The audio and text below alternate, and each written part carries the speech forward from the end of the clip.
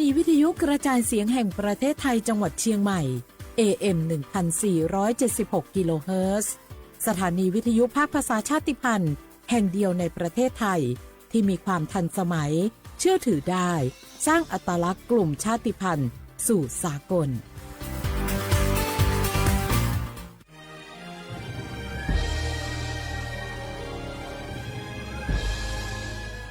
เกิดเป็นคนไทย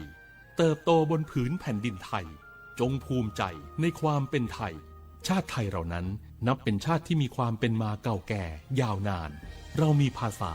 วัฒนธรรมและมีสิ่งต่างๆที่เป็นเอกลักษณ์ให้เราได้ภาคภูมิใจในความเป็นคนไทยเราควรเห็นคุณค่าและมีความรักชาติหวงแหนแผ่นดินอันเป็นมรดกของบรรพชนร่วมภาคภูมิใจในความเป็นไทย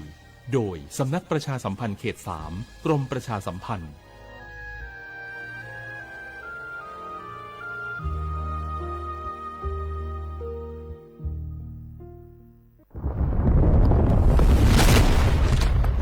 สาธารณภัยเป็นเรื่องที่ต้องใส่ใจช่องทางการรับรู้ข่าวสารเตือนภัยทำได้ง่ายนิดเดียวซึ่งกรมป้องกันและบรรเทาสาธารณภัยแนะนำช่องทางไว้โดยโทรมาที่1784ได้ตลอด24ชั่วโมงรู้รับปรับตัวฟื้นเร็วทั่วอย่างยั่งยืนด้วยความปรารถนาดีจากสำนักประชาสัมพันธ์เขต 3 กรมประชาสัมพันธ์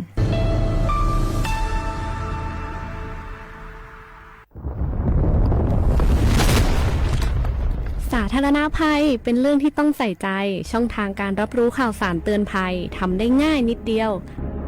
ซึ่งกรมป้องกันและบรรเทาสาธารณภัยแนะนำช่องทางไว้โดยโทรมาที่1784ได้ตลอด24ชั่วโมงรู้รับปรับตัวฟื้นเร็วทั่วอย่างยั่งยืนด้วยความปรารถนาดีจากสำนักประชาสัมพันธ์เขต 3 กรมประชาสัมพันธ์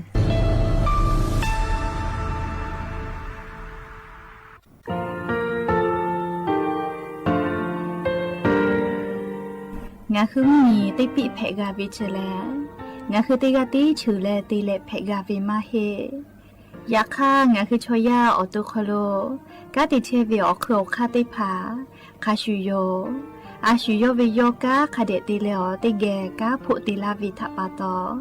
งาคือชอยาอาสติกาวิโยงาคือออตุคโลออคโลคากาติเทวิอือเวอีเวมาโกติยาลิเลทอกาอายีอือเวคาชเวเพวิโยออลักวงาคือออตุคโลออคโลคากาติยายา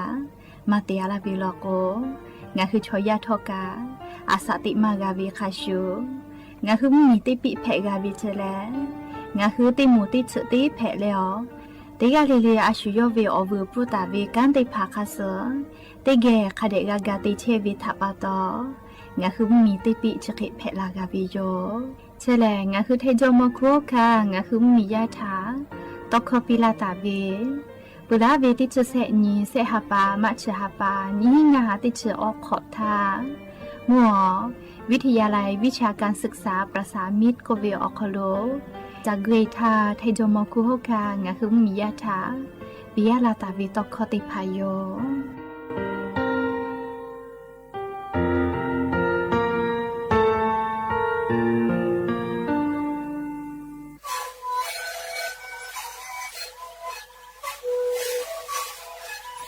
นี่คือหนังสือยาแก้เชื้อเวออกข้อเฉลยและหัวข้อก็คือออกที่จังหวัดที่ไหนเอ็นนาบาเต็งที่โอหาสิบขวดกิโลเฮเต็งเลเลงหลอกเอาพ่อออยาแก้เชื้อได้นาลีและเต็งชิ้นนาลีและถือเวออยาที่นาลีเคยแต่และพ่อนาลีชาพยอง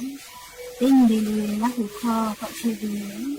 และงานและหัวข้อก็คือสมานคาโบเมดิโซ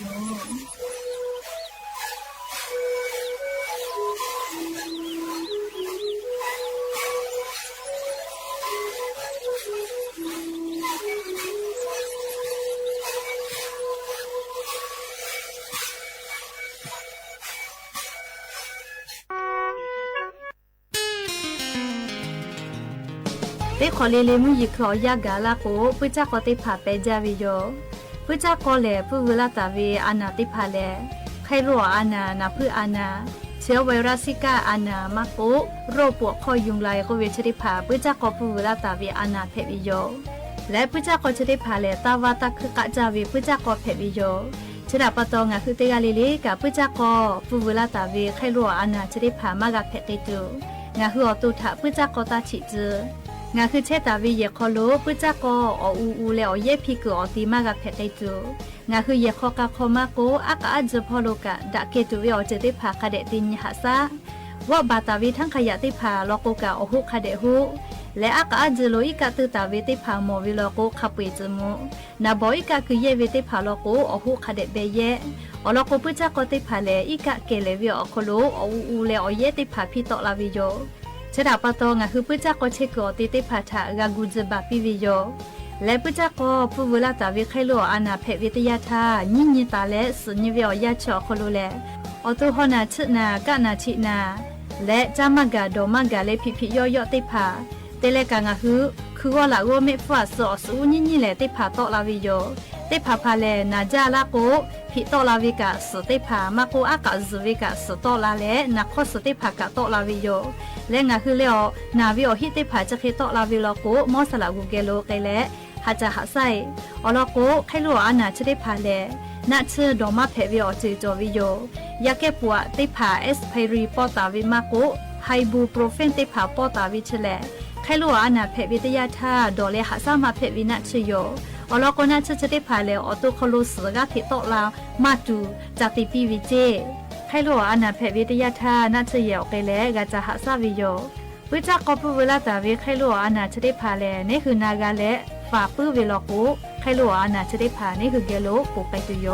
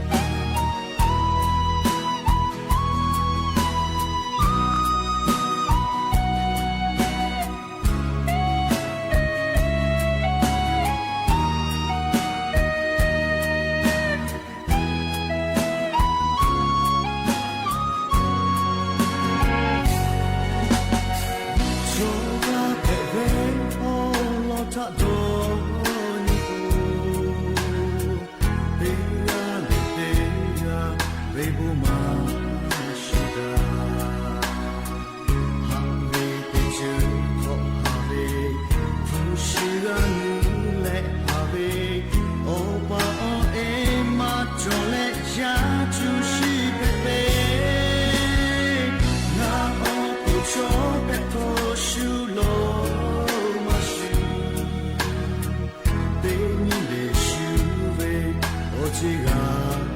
되네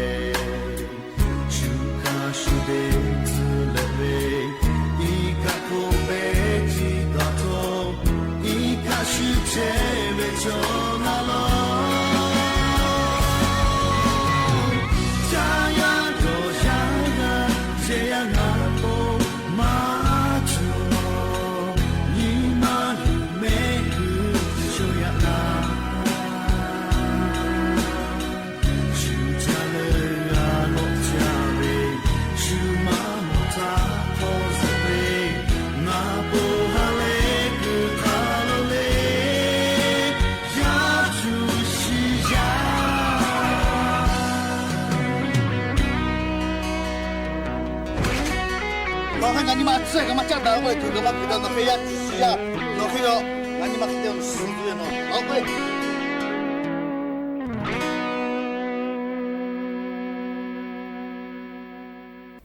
亚主是亚佩维塔巴多里舒扎舒维舒德克里玛嘎维玛嘎扎จิเมเลียงาคือเวียปายามีเอติพายาจุสมากาเพกิตูเลียงาคืออปออิติพาเยกาตาวิอคโลยูคาวินิมามาช่วยจอปีแม่เลียยาคาเลียอาสากาเลกิปุวิตุโกติมากาเลียอาชุยอวิชอยาวิอบูทาจาดาลาวิโยแม่และอย่าเพื่อให้ติปอทอดัจจาวิอเนียยาชอคโลงาคือติปอกกะมีลาแลอวิอเนียราหุยาชอเป้าปอลุเชตาวิทาติแกFacebook ไลฟ์สดพอโคกะกอกะดักกิเชวิทัปะตออลอเปติกะลิลิถะตะอุยอยาวิอคโลละเซจาเลตอยอลาวิโยแม่ฮาวิอเวียเนียระหุยาขะพอชพอลุเชตาวิขะคิเพเชเลนาติกะลิลิกะจาเมดอเมซเมกะเมเลอฮาเลดอซาเชลลาชะดิจเวียกะลิงะคือไทมิงกอคโลแลมุยิขอยาเปลาพ่อเชววิทัปะตองะคือติกะลิลิกะอเจ้ายาคาสเพเชเวอานาอากอติจิลิลิถะนี่คือตอดะเลปุกะกะกิโตปุติกะลิลิกะอาชุยอตุยอยะกะทะคะเดญหะซาดักกิสิแมและยันยิเวียยาแลชดิสอคโลกาสุญิติปอกกะมีลาปุวิโยยันยิแลก็หาปาเซทบาหาปาคโลเลยยันยินิชกอนีมอนเพวิโยและจะขอทอกันยิหินชอขอลอกขอหาวิอวิอเนียระหุยาติเผาเตฮะเลเลวิอยาฮินาริควายตาและกอนาริทักกายเตฮะเลเลงะคือระหุขอตอกเชวิโยวิทยุเรดิโอพอ AM ติฮิโอหาสจิกกิโลเฮิรตซ์เตไลพอระหุขอตอกเชอเปิดตาเลนิพอติพอ Facebook ไลฟ์สดพองะคือขอตอกเตียววิ Facebook Fan Page สวทเชียงใหม่ AM 1476พอกะไลฟ์สดตอกเชวิโยงะคือระหุยาติภากะลุลาและติแกพอนาเลออกาปิดาไอเซยานีติปอทอกาเยกาถาจันดาวิกาโลเอติลออยู่เวลาแลงาคืออวิอเนียละหุยาติพัทธาเกามาดะกิกาวิโยติปอทาเจเทมีอนาติตอพอเชเวยามิฮาติกาชอไทมิงเกออฮอติตอพอเวชหาปาถากามอดาเลโยหุมาดอจเลหะดะเลฮึดะเลเยกาตาวิเจตินทาเลโยชอยอเวอปอยเกกุอีวิเจเลคเตและยอคอชอเลยยอปาชออดชเตวิเจก็มายอปาชอเลอะเลเมวิติผาดอจอวิเจยาขยออีลอโกอะเลลิชมามาจาวินะเลคเตและมุสนาออจาทาเจเลยออีชอพลขอชอคือแต่เวเกอลิกะกะติเคกุลาวิจกมาอีกะกุฮอติเคกุลาวิเจคเตเลยอมาจาหิทาชอยออีชอเลไอจุกะบิเลเลอีกะกุฮอกุลาวิเคขอติเคติกะเลมกขอบิกุวิเจเคกยอกะจาเมโดเมจาเลติเชกะมะกุเจคเตเลยออีเตวิทากะโมวิเจเลยามิมาชติกะกะโออีเตวิากะโมเลยอนากาวิเลเลยอปายอเอเลอุปปาพุขกายคติเยกาตาเลเยกาเพกาวิเชเลเลจะคติวิทัปโตเยกาตากาวิโลแต่ยอจะคตินิโมวิเจตินิกาเลยอวิอพอชกาเลอภิเพวิดอจอวิเจก็มา ไทยมีก็ฮอติต่อพอเชวิชอเลียวชอติกว่าผิแพ้ไกเวนาเลียวควิดอจอวิเจตินทาเลียยามีมาชติกากายอติจายลุยเลอชเตวิเจเลคเตและยอกะเลียอาผิแพ้ติปิวิเจยอพออาผิแพ้วิดอจอเลยาคายอเลอาผิแพ้เวียมาจึนะเลยยาคายอพอดอจอวิทาติวิเจยอกะยอเอเคเลลีกะฮอติเคกูเวลาและเลพุลโคแต่และอเชบิวิทยาธามกขอมาบิเกือเหตุลีกะฮอขอติบาเลมกขอบิคือวิเจเลโอคิติจาวิอคโลโอติปูเลติเกเมือและอ๋อจาเมดอเมวิเจเตเลลิตินิกาเลเลยอวิอพอกะติปกโกวิเจยาปืงาอ๋อชอกติจาลานเมก็เจคเตเลอลอปูก็เลยแล้วชอกติวิเจเลอลอปูกาลียอมิมาเชออภิเพวิมาจาวิเตชเวทาปะตอเลอ๋อชเตเวอภิมากุเจเลอภิเพมาติเจเลยาเข้าอ๋อจาทากะเลยยออภิเพวิเจวิทาปะตอเลแค่ติแค่ขวาผิดสกเวลาเลติแกมือจาวิเจเลออชิมก็ขอนี่ก็ขวาผิดสกามก็ขอจะเจเบจากไอวิเจโอเคติจากว่าอภิเพกาจาวินาลีอยากขยอมิมาอภิเพเวียมาจึวิทัปตอเลอชติก็ขออภิแพ่มากวิโยอลอชเวทานิเวตยาทาเลอวิอเนระหุยาติเผาชอยาอาสติกคอโลแลเลคาชเวติมาฮิโลเมติปติยาโลโกเนฮือเลดอจอเวติยาเลติกาดอจอเวติยายาคังะฮืออาสติกคอโลเยกาตาวิอคอโลเยกาเพกาตุอโปเลนอดอจองามาดอจอเวกาออกาเลลุอยู่แต่แลนีกาติเกกิกากาตุอโปนะเลติกากาดอนดาเลกาติปิดาวิโยเฮโกอลอชริภากะยูเวลาเลลิงะฮือวิอเนละหุยาเยกาตาวิอคอโลเลติกายุคาดาปุเลติกาอโปดอนดาปุตุอโปนะเลอลอชริภายูเวลาเลงะฮือวิอเนละหุยาติภาทาโอกาปิลาวิโยแม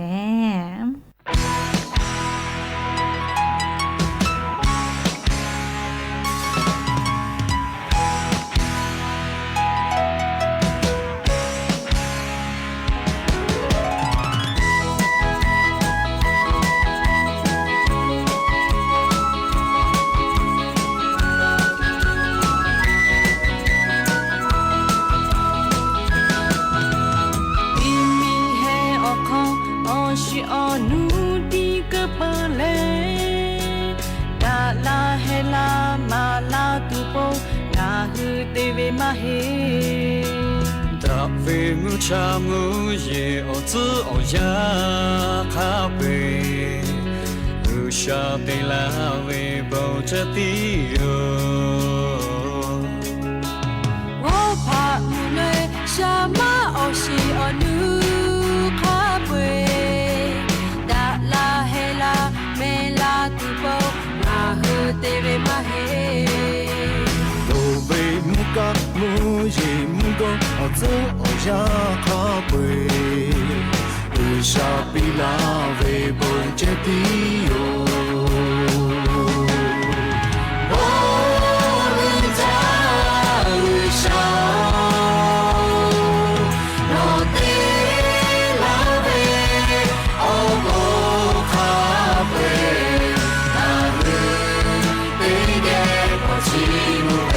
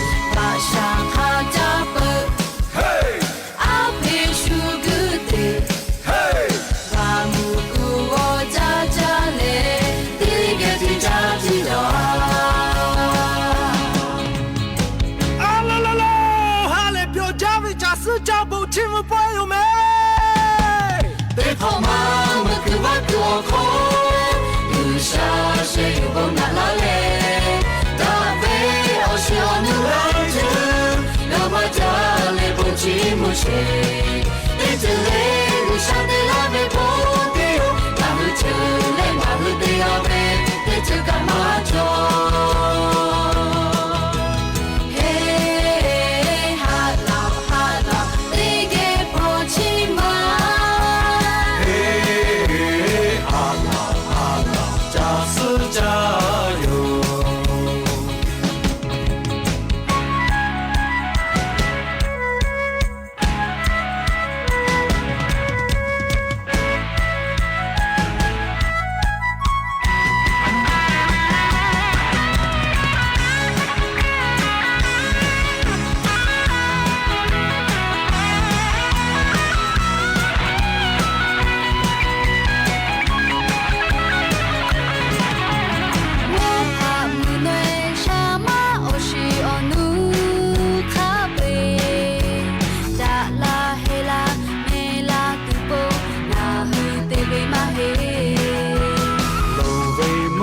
木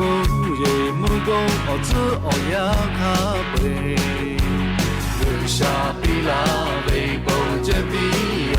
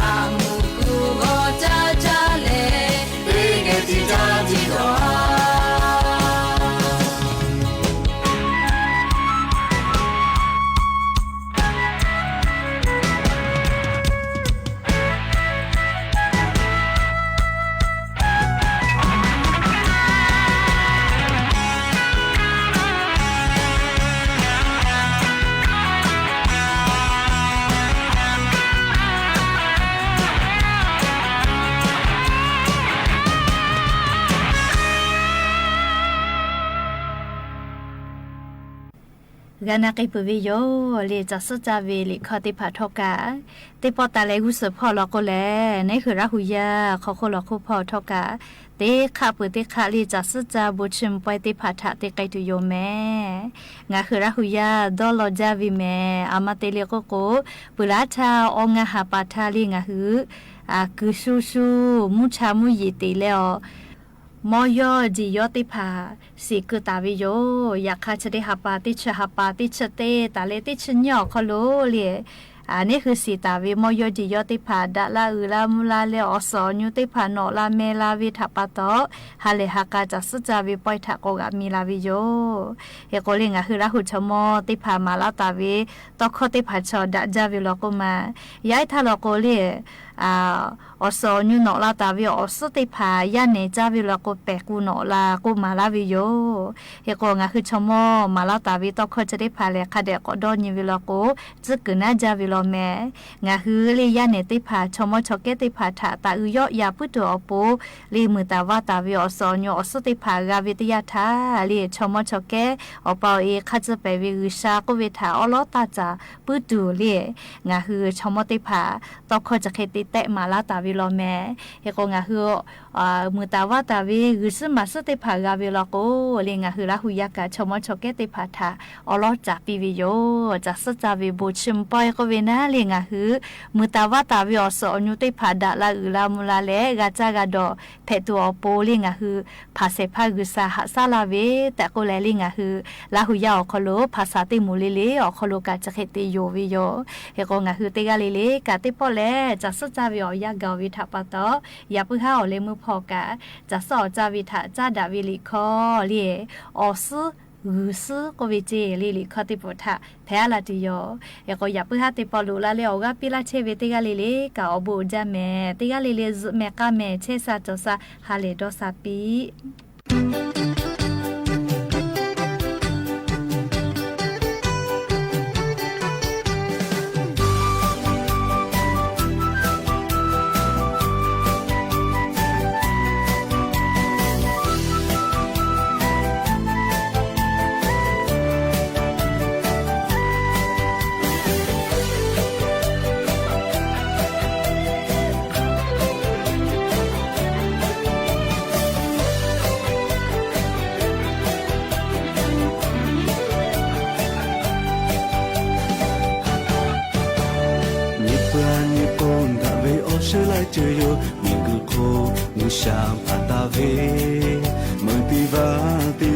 มือชูบ้าชูโตมือกูว่ากูขบไปลาเวอย่าโลกะเวมาบอกพอลาผู้เวชาเฮงุยคืนกะปกติตาเวออนจึงดอดูดอลอตาเล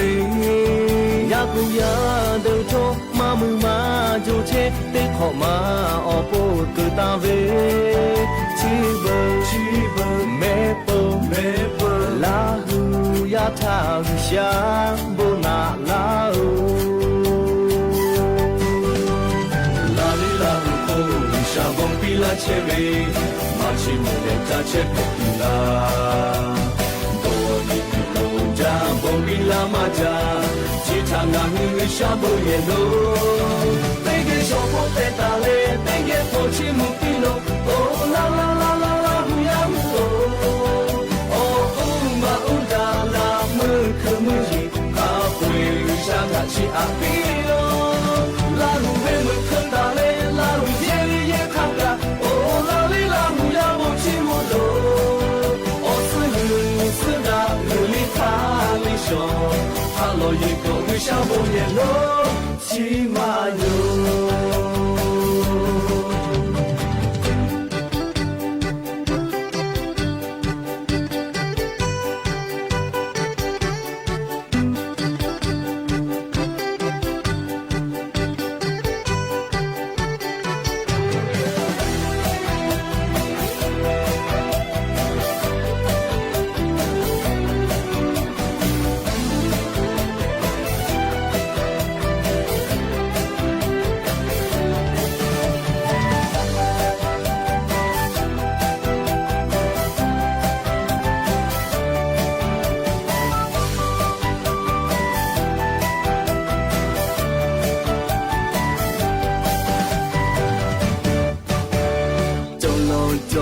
大卫奥斯来自由，那的风雨香拉维，拉胡贝咖喱，拉胡贝米ചോเคโกเคคาโชยูเอก็คือว่าคือโคกาชาคือมาโจโทกาปีลาเลกาตาเวโดโลเลโบชิปีลาหูยาวิชาทาปีตาโบตาโจเทอุสพอโบหาชาเลโบนาลาตูชีเบชีมูลาหูยาวิชาเกชีอาปีโลลาลิลาหูโควิชาบงปีลาเชเวมาชิมุเลตาเชเปปิลาโดนิปิโลจาบงปีลามาจาจิตานาหูชาโบเยโลเตเกโชโปเตตาเลเตเกโปชิมุปิโลโอลาลาลาลาลาหูยามุโอโออุมาอุดาลามือคือมือจีข้าป่วยชากัชิอาปิโลลาหูเวมือคือตาเลลาหูเยลีเยข้างกะโอลาลิลาหูยามุชิมุโลโอสุลือสุดาลือลิทาลิชอฮัลโหลยิโกวิชาโบเยโลชิมาโย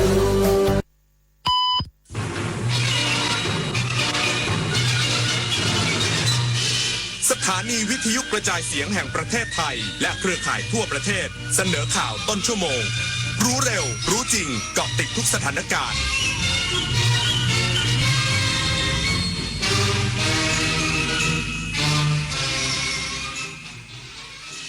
รับฟังข่าวต้นชั่วโมง 21 นาฬิกากับพิญญรุ่งสมัย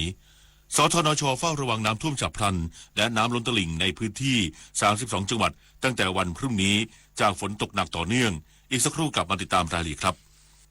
หาถุงผ้าอยู่หรอ ใช่พกถุงผ้าสะดวกใช้ซ้ำเลอะก็ซักไม่ขาดง่าย แหมเข้ากับกระแสร่วมสมัยรักสิ่งแวดล้อมเลยนะ ตอนนี้ใครๆก็ลดการใช้ถุงพลาสติกยิ่งถ้ายึดหลัก reduce reuse recycle ใช้น้อยใช้ซ้ำนำกลับมาใช้ใหม่นับว่าเราก็มีส่วนร่วมรักษาสิ่งแวดล้อมแล้วลดพลาสติกลดขยะลดโลกร้อนเพื่อคุณภาพชีวิตอย่างยั่งยืนการใช้ทรัพยากรอย่างคุ้มค่าคืออีกแนวทางที่จะช่วยรักษาสิ่งแวดล้อมได้ไม่ว่าจะเป็นการใช้อย่างประหยัด คือใช้เท่าที่จำเป็นการนำกลับมาใช้ซ้ำเช่นกระดาษถุงพลาสติกการใช้สิ่งอื่นๆทดแทนเช่นใช้ถุงผ้าแทนถุงพลาสติกใช้ปุ๋ยชีวภาพแทนปุ๋ยเคมีและการดูแลซ่อมแซมที่ช่วยยืดอายุการใช้งานสิ่งต่างๆเพื่อให้มีทรัพยากรไว้ใช้ได้นานๆและคุ้มค่ามากที่สุดรักโลกร่วมพิทักษ์รักสิ่งแวดล้อมวันเกิดปีนี้คุณยายอายุเท่าไหร่ดีคะ35ดีไหม30ก็พอมั้งอายุจริงเท่าไหร่ไม่สำคัญจ้าเพราะอายุใจยังวัยรุ่นอยู่สุขใจวัยเกษียณเมื่อชีวิตยังมีแรงทำไมต้องปล่อยให้เหี่ยวเฉาวัยชราไม่ใช่เรื่องน่ากลัวนะจ๊ะอย่าหาว่ายายสอนเลยถ้าเตรียมตัวให้พร้อมทั้ง5ด้านคือเรื่องสุขภาพสังคมเศรษฐกิจที่อยู่อาศัยสภาพแวดล้อมและเทคโนโลยีเริ่มต้นเตรียมตัวเองตั้งแต่วันนี้เพื่อเข้าสู่วัยสูงอายุในอนาคตเต็มเปี่ยมทั้งคุณค่าศักดิ์ศรีและความสุขนะจ๊ะกรมประชาสัมพันธ์ร่วมกับสภากาชาดไทยเชิญชวนบริจาคสิ่งของช่วยเหลือผู้ประสบภัยน้ำท่วมบริจาคได้ที่อาคารปฏิบัติการหลังใหม่ถนนวิภาวดีรังสิตสภากาชาดไทยและสำนักงานเหล่ากาชาดทุกจังหวัดหรือโอนเข้าบัญชีสภากาชาดไทยเพื่อภัยพิบัติธนาคารไทยพาณิชย์เลขที่045-3-04637-0โทร092-246-9633สำนักงานทรัพยากรน้ำแห่งชาติเฝ้าระวังน้ำท่วมฉับพลันและน้ำล้นตลิ่งในพื้นที่32จังหวัดตั้งแต่วันพรุ่งนี้ถึงวันที่3ตุลาคมนี้จากฝนตกหนักต่อเนื่องสำนักงานทรัพยากรน้ำแห่งชาติหรือสทนช.ได้ออกประกาศเฝ้าระวังน้ำท่วมฉับพลันและน้ำล้นตลิ่งตั้งแต่วันพรุ่งนี้ถึง3ตุลาคมเนื่องจากความกดอากาศสูงกำลังปานกลางจากประเทศจีนจะแผ่ลงมาปกคลุมภาคเหนือภาคตะวันออกเฉียงเหนือประกอบกับร่องมรสุมพาดผ่านภาคเหนือภาคตะวันออกเฉียงเหนือตอนล่างภาคกลางและภาคตะวันออกทำให้มีลักษณะอากาศแปรปรวนโดยมีฝนฟ้าคะนองและมีฝนตกหนักมากบางพื้นที่จึงต้องเฝ้าระวังอ่างเก็บน้ำที่มีปริมาณน้ำมากกว่า180พร้อมเฝ้าระวังพื้นที่เสี่ยงน้ำท่วมฉับพลันและน้ำล้นตลิ่งบริเวณภาคเหนือในจังหวัดเชียงรายเชียงใหม่แม่ฮ่องสอนตากลำปางพะเยาแพร่น่านพิจิตรสุโขทัยนครสวรรค์และเพชรบูรณ์ภาคตะวันออกเฉียงเหนือในจังหวัดชัยภูมิขอนแก่นอุดรธานีสกลนคร101นครราชสีมาบุรีรัมย์สุรินทร์ศรีสะเกษและอุบลราชธานี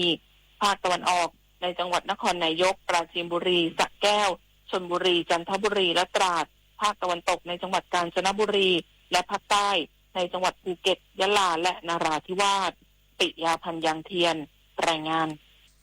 ผู้ว่าราชการจังหวัดเชียงใหม่ประสานผู้ว่าราชการจังหวัดลำพูนเร่งระบายน้ำปิงในพื้นที่รอยต่อระหว่าง2จังหวัดซึ่งได้รับผลกระทบทั้งตำบลจากน้ำปิงและลำน้ำสาขาไหลเข้าท่วมบ้านเรือนประชาชนและพื้นที่เกษตรที่ขณะนี้น้ำเริ่มส่งกลิ่นเหม็น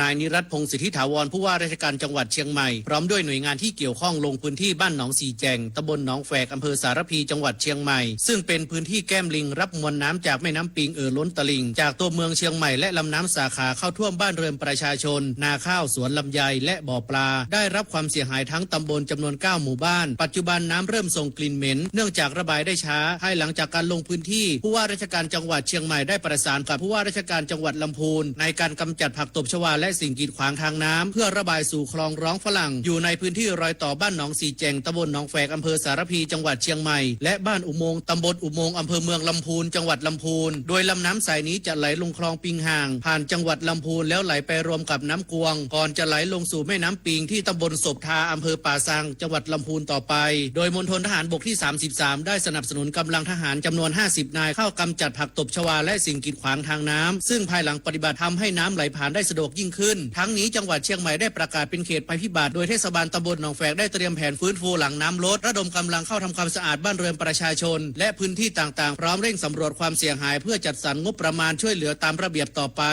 คมสันต์คำวงทีมข่าวสวทเชียงใหม่รายงานขณะที่นายอัธวิทย์นาควัชระผู้อำนวยการสำนักชลประทานที่1ชี้แจงถึงกรณีเขื่อนแม่งัดสมบูรณ์ชนมีการปล่อยน้ำผ่านสปิลเวย์ในวันนี้โดยจะมีการระบายน้ำในเขื่อนผ่านสปิลเวย์สิ้นสุดในช่วงเย็นวันพรุ่งนี้โดยยืนยันไม่กระทบกับมวลน้ำปิงในเขตเมืองเนื่องจากระดับน้ำกำลังไหลสู่ประตูท่าวังตาลอย่างคล่องตัวสูงสุดที่ 1,200 ลูกบาศก์เมตรต่อวินาทีด้านเทศบาลเมืองกำแพงเพชรตรวจสอบระดับน้ำแม่น้ำปิงที่ไหลผ่านเขตเทศบาลเมืองพร้อมสั่งสูบน้ำในบริเวณที่มีน้ำท่วมขังเพื่อเตรียมรับมือหากเกิดฝนตกหนักในพื้นที่ นายชัยวัฒน์สุภอัฏฐพานิชนายกเทศมนตรีเมืองกำแพงเพชรมอบหมายให้งานป้องกันและบรรเทาสาธารณภัยฝ่ายปกครองสำนักปลัดปฏิบัติงานตรวจสอบระดับน้ำแม่น้ำปิงที่ไหลผ่านเขตเทศบาลเมืองกำแพงเพชรพบปริมาณน้ำไหลผ่าน 744.10 ลูกบาศก์เมตรต่อวินาทีและปริมาณน้ำสูง 2.11 เมตรพบว่ามีปริมาณเพิ่มขึ้นแต่ยังต่ำกว่าระดับตลิ่ง 3.6 เมตรอย่างไรก็ตามนายกเทศมนตรีเมืองกำแพงเพชรได้มอบหมายให้เจ้าหน้าที่งานป้องกันศูนย์ต้นโพดำเนินการติดตั้งเครื่องสูบน้ำเพื่อผลักดันน้ำให้ออกจากบริเวณที่มีน้ำท่วมขังในเขตเทศบาลเมืองกำแพงเพชรเพื่อเป็นการเตรียมความพร้อมรับมือหากเกิดฝนตกหนักในพื้นที่อีกครั้งศิวรัตน์พึ่งโพมินทร์ทีมข่าวสวทกำแพงเพชรรายงานจบข่าวพิญโยรุ่งสมัยอ่านรับฟังข่าวต้นชั่วโมงครั้งต่อไปเวลา 22:00 น.ติดตามข่าวที่นำเสนอไปแล้วได้ที่ www.thainews.prd.g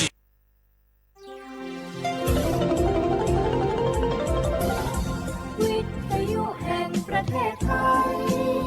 ให้ความรู้คู่ความสุข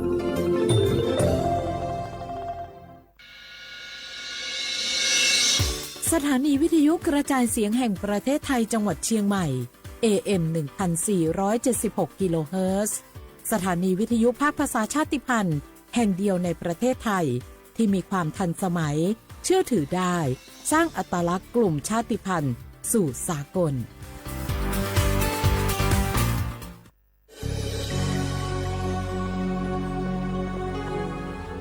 เกิดเป็นคนไทยเติบโตบนผืนแผ่นดินไทยจงภูมิใจในความเป็นไทยชาติไทยเรานั้นนับเป็นชาติที่มีความเป็นมาเก่าแก่ยาวนานเรามีภาษาวัฒนธรรมและมีสิ่งต่างๆที่เป็นเอกลักษณ์ให้เราได้ภาคภูมิใจในความเป็นคนไทยเราควรเห็นคุณค่าและมีความรักชาติหวงแหนแผ่นดินอันเป็นมรดกของบรรพชนร่วมภาคภูมิใจในความเป็นไทยโดยสำนักประชาสัมพันธ์เขต 3 กรมประชาสัมพันธ์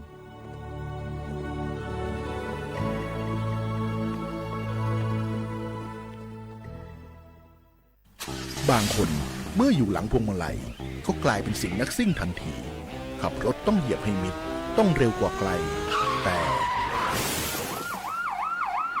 ยิ่งขับเร็วอุบัติเหตุก็เกิดขึ้นได้เร็วเพียงเสี้ยววินาทีการขับรถเร็วเกินกว่ากฎหมายกำหนดก่อให้เกิดอุบัติเหตุทางท้องถนนมีผู้บาดเจ็บและเสียชีวิตเป็นอันดับต้นๆในแต่ละปีเพื่อความปลอดภัยของตัวคุณเองและผู้ที่ใช้รถใช้ถนนร่วมกับคุณขับช้าๆแต่ถึงที่หมายชัวร์กันเถอะครับรู้รับปรับตัวฟื้นเร็วทั่วอย่างยั่งยืนปรารถนาดีจากสำนักประชาสัมพันธ์เขต 3 กรมประชาสัมพันธ์รำวงย้อนยุคบัสโลบลายแดนกลุ่มไทยเก๊กเขาก็มีผู้แจกก็ไปวัดของงานกินงานจานแอนศีลผ้าป่าจะไปกับงอมดีก็เปลี่ยนผ้าผุงใจอูจ๋าหอมม้อยตามพระฉาไหวเก่ายังเฮาจะง่อมจะเหงาได้จะได้ก็ว่าจะจวนกันไปเข้ากลุ่มชมรมสมาคมโรงเรียนผู้สูงอายุเพื่อพัฒนาตัวเก่าพัฒนาอาชีพก่อได้เปิงใจอันใดเนี่ยอันนั้นเลยเจ้าเพื่อส่งเสริมสุขภาพตึงกายตึงใจแบบช้ำๆกันไปเลยปลุกพลังให้ผู้สูงอายุเฮาสร้างความสามัคคีความหักสร้างคุณค่าสร้างความสุขและต้องง่มต้องเหงาอยู่บ้านครบเครื่องเรื่องสูงไว้ทำมงบัลลงจะงงขนาดเจ้าอีแม่ปรารถนาดีจากสำนักประชาสัมพันธ์เขต 3 กรมประชาสัมพันธ์มีความสุขถึงกายถึงใจนอไว้ลูนขอชอชอแม่นแม่นแม่น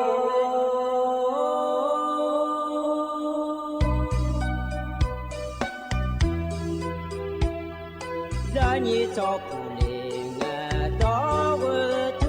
呀卡不让你怎么来我到我朝呀卡不错怕马西早茶路那一步什么我那马西过来那一步不努马西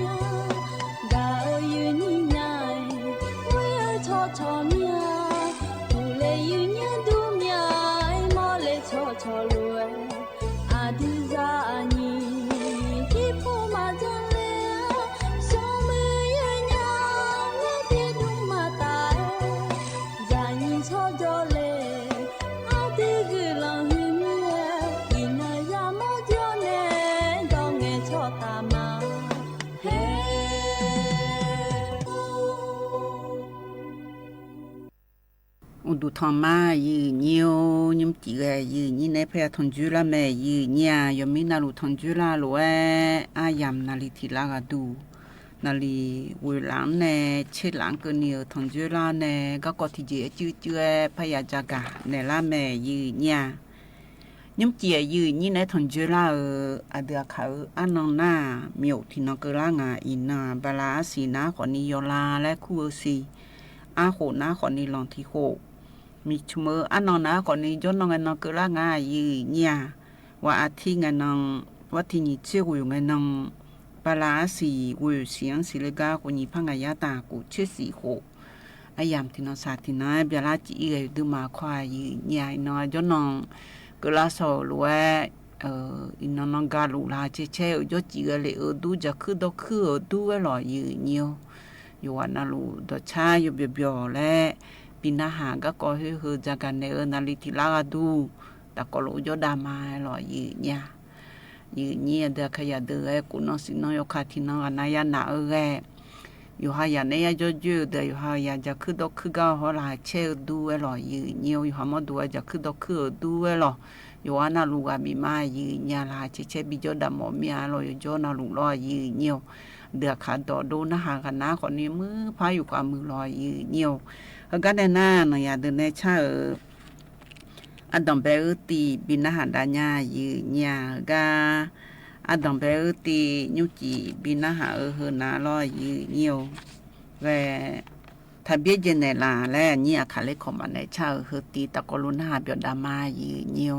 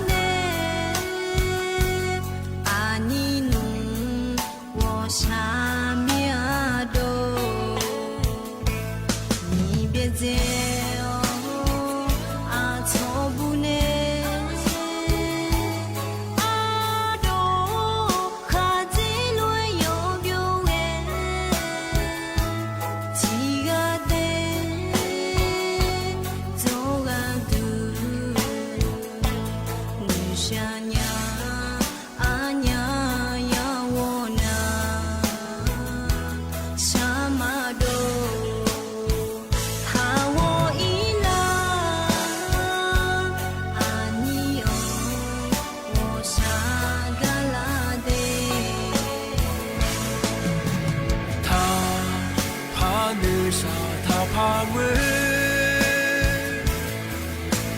自爱过干嘛喏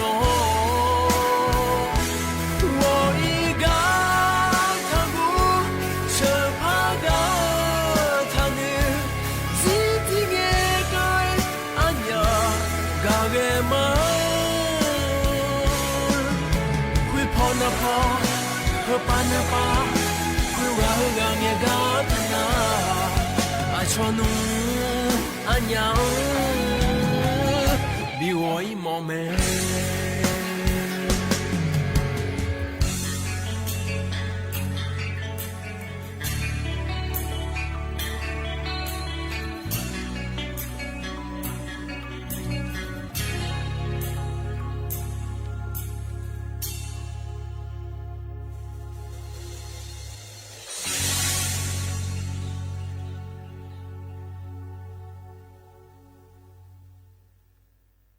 อาชอเอกาธนาหาจีแล้วอาชออยู่หายุ่งดองบีไปหมอนาหื้อจีหื้อจีไงแม่จีแล้วชาไงอยู่ดื้อมาหน้ามือหยายีหยาโดชาก็กองอะไรอยู่หางตัวแม่โดจู่ๆก็กอของแม่ยีเนียวอยู่หน้ามือหยาหรอเฮกันในหน้าก็กอจะกาด้านในหยายีหยาเฮก็ดูหน้าล้อยีเนียวเธอโทรศัพท์มือถือเธอล้อยีเนียวมือถือเธออยู่มือเธออยู่หางอยู่เดือดละงาแหละจากกันเนี่ยก็กองายีเนี่ยยมมือขอยะเดือดละขอยางาและลอยยีเนียวเฮกาจากกันเนี่ยเฮกานาขอนี่เธอหมอเกอในแพทย์กฤษดาศิลำพุกแรงาแถยีเนี่ยเฮกานาขอนี่เธอกาโทรศัพท์มือถือผู้หลายุ่มกายุ่มไงเดือดละพอสิญญาทีกางายหรอเธอในจักรในนะขอนี้อินยุมนาเจยีเนี่ยชอสมาร์ทโฟนและงาแต่แท็บเล็ตลอยยีเนี่ยเธออันหลานบ้านในนี่ก็คือขาเธอจะหืดเจอจะงี้เจอโทรศัพท์มือถือเธอนี่อันนี้เธออยู่จีน่าลูกงานในยีนี่อยู่ให้อยู่เด็กยังอยู่น้องน่าลูกอยากชมเทดางานเจยีเนี่ยอยู่น้องน่าลูกอยากมองเมเจช่วยอยากกำโมท่านในถือเธอลอยยีเนี่ยอยู่หาจอจีเจ้าคนที่เจมาสีมามอนี่ตะกัดถึงอาเจยีเนี่ยอันนั้นเธอหน้าคนนี้ยอมมือและเธอยออที่เจยอข้อที่เจอะข้อละจงยาเจก็เดียวยากายามอเธอรอยีเนี่ยคนนี้ช่วยยาอุดูอินุมะเดือดร้อนเจแล้วตัวเองเธอยหายังเจอพอมาสิญาณาและตัวเองยีเนี่ยเธอก็หอเธอชอมีจ่าอยู่แบบเธอก็อยู่หาหอเธออุดูอินุมันเดือดร้อนเจแล้วตัวเองยีเนี่ยอยู่หามาดูเดือดร้อนแล้วเธอหน้าคนนี้เช่เจในญาแล้วตัวเองเธอเช่เจเธอหน้าคนนี้มาในเจียสิเจยีเนี่ยที่เจเลยแล้วเงินหน้าคนนี้เธอกำมุนในหอเธอคนร้องลาเจแบบผู้เฮงลาเจยีเนี่ยแล้วตัวเองเธอถือเธอรอยีเนี่ยเธอมีแต่ยุ่งช่อหาค่ะคนร้องกันเลยแบบผู้กันเลยแหละอยู่ดื้อมาสาจีแล้วตัวเองยีเนี่ยอันน่ะที่มาทันนี้คนร้องตู้กันละแบบผู้ตู้กันละน่าอยู่หาใส่อยู่สลังเดือดละจีแล้วตัวเองอันน่ะยี่จีเลยแล้วก็น่าอยู่หาคนร้องใส่อยู่ที่น้องสาที่น้องมามือนี้เปลี่ยนเจยีเนี่ยชอเสื่อมและงาเสื่อมและเธอมามือยกคอยเจยกคอเจแล้วตัวงาแถเจมิในแรงเงินนะคนนี้อยู่หาอุดูเฮเธอสมเช็คกิโลละและเบี้ยเฮรอยีเนี่ยและอยู่จนนั้นและกำมุฐานในโจมีรอยีเนี่ยอยู่หามาดูเฮและกำมุฐานเธอยกของพอยนะและกำมุเงเฮยกของแบบตาบ้านเนี่ยคนเราใช้อยู่เหอะมามือนี้เปลี่ยนเจยีเนี่ยส่งเจเลยแล้วเงินหนาคนนี้มีนึกกามาเจแล้วตัวเองเธอแล้วมีนึกว่าดูมีนึกจอนักดูมีนึกผู้ละกาขอดูมีนึกเธอกามาเจมีสัสุนีจก็มีนึกแล้วพิเศษพาเกห้องจสามาดูโลดูเจนักคนในหนาคนนี้ดูน่าเล่าจนนักคนก็ลาเจยีเนี่ยแล้วตัวเองเธอแล้วอันน่ะเธอมีเนี่ยตัวเปลี่ยนแล้วเธอหนาคนนี้เขาก็อยู่แบบอยู่หางห้องอยู่หางและเขาก็อยู่หางอันแล้วเขาเปลี่ยนไม่จีเนี่ย เธอมีแน่อยู่หามอดวงโดอังลากาดัวเจแล้วตัวเองอ่ะเจเรแล้วเงินหนาขอนี้มาอยู่คาเลเจแล้วตัวเองอ่ะยีเนี่ยเจมีแน่แล้วเงินหนาขอนี้เธอโทรศัพท์มือถือเธออยู่ห้าห้องแงมาเดินล่างงานแล้วดูขอนี้รอยีเนี่ยเธอก็อยู่เบียร์แล้วก็เธอกาเธออยู่ห้ามีอันนั้นแล้วเดินล่าเจยีเนี่ยอยู่ห้ามีอันนั้นเธอแล้วหนาขอนี้ฮิบาอุดวงอีกเนี่ยเจแล้วตัวเองอ่ะเธอมีแน่อยู่คาเลก็ดูมาอยู่คาเลมาคออยู่คาเลมามือแล้วมาอยู่คาเดนีแล้วยาสาเจแล้วตัวเองอ่ะยีเนี่ยถึงมีในอยู่หามาดูมามือนี้เปียล่าเจอยู่สามาดูนี้เปียล่าเจงาเจเลยแล้วเงินหนาขอนี้กานี่มาอีช่วยนี่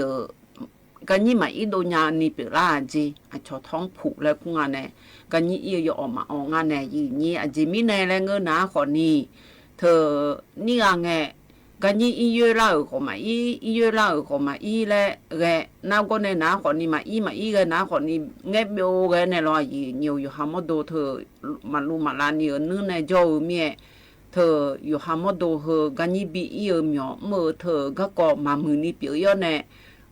เธอกันยี่มาอีดูช่วยนี่เปียล่าจีเนี่ยน้าก็ในน้าขอนี่ที่ให้มาทานี่โตเปียน้าขอนี่กันยี่พอปากมามือนี่เปียจีกูเจเลแล้วเงินหนาขอนี่อุจงนักนาลาจีเนี่ยอุดุกอลาจีมีในแล้วเงินหนาขอนี่ทกายบเบียกาอีสันนี่หอมยองเมียนักก็ในหนาขอนี่ทกาเกมผู้หลานนี่กานาอุดุกอลาจี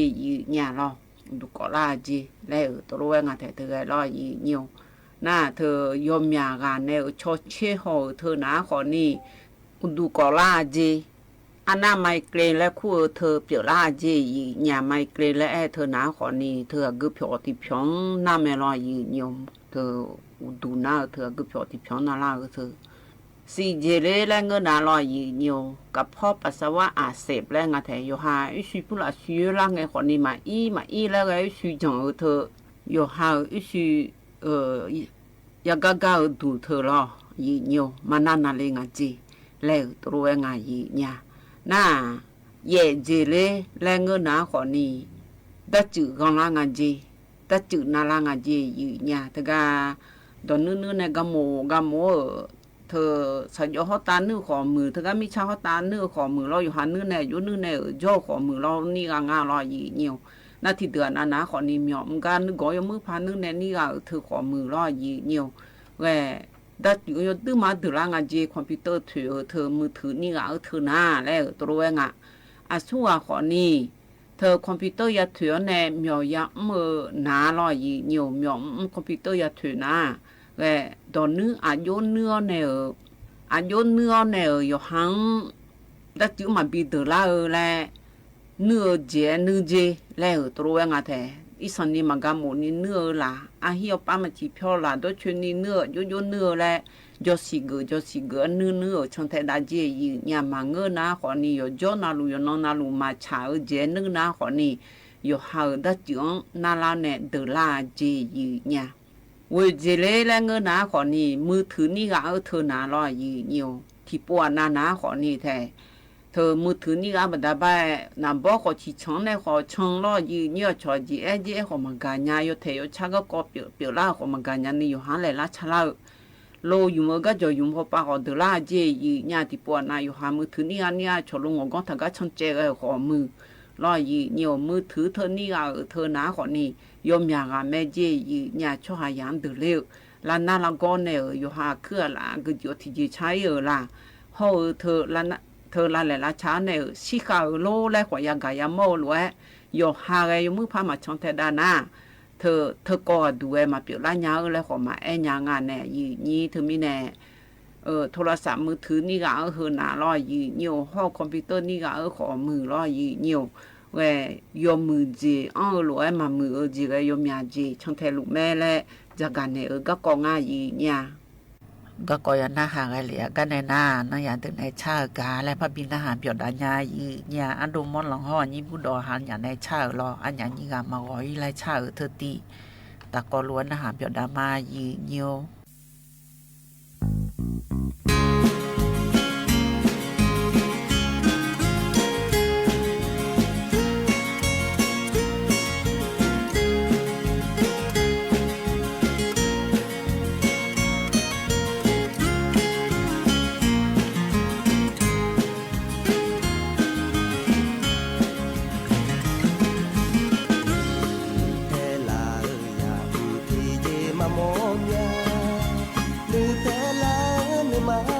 စီတဲ့ယာကူနေမညေမအိုးကြချူညာပဲလိုက်ဖြူလဲခဲ့ညာ